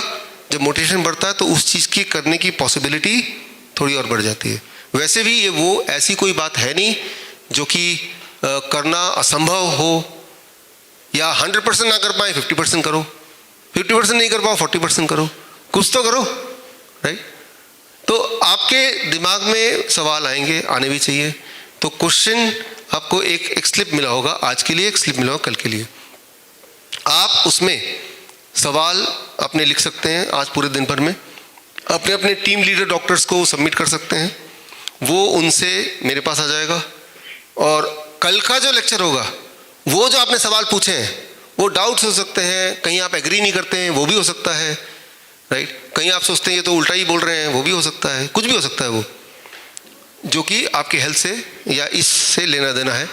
तो कल मैं उन सवालों को लूँगा and I will try to include in my next presentation. कल उसके बाद भी सवाल रहेंगे आपके, तो फिर कल की भी एक आपको वो दिया हुआ है क्वेश्चन, वो मैं परसों लूँगा, राइट। वो इसलिए क्योंकि अगर हम एक एक करके ऐसे हम लेंगे क्वेश्चन तो हम आपके थेरेपीज़ वगैरह छूट जाएंगी। इन 3 दिन में हमें बहुत कुछ अचीव करना है, इसलिए टाइम की परवाह करते हुए हम ऐसा मैकेनिज्म करें कि सारा कुछ आप सीख जाएं, डाउट भी कोई ना रहे, एक गोल अचीव हो जाए जो हम करने आए ही हैं, राइट। तो वो इफेक्टिवली हो पाए। और 3 दिन के बाद भी हम 1 महीने तक फॉलोअप में हैं, आपको पता होगा, अगले 1 महीने तक।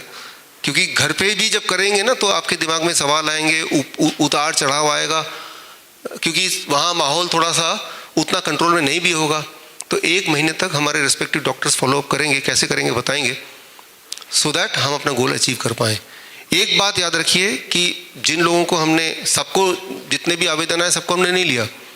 कुछ लोगों की हालत ऐसी थी कि वो 3 दिन नहीं रहेंगे, उनको 7 दिन 10 दिन तक रुकना पड़ेगा हॉस्पिटल में, तो वो अलग तरह से वो उनका एडमिशन किया है। आपका एडमिशन 3 दिन वाले इसमें इसलिए किया है क्योंकि मुझे पता है कि 3 दिन में आपको हम एक रीजनेबल रिजल्ट दिखा सकते हैं, इसीलिए आप 3 दिन के इस कैंप में हैं। तो खैर अब आगे चल के ग्रुप फोटो का एक कर लिया जाए।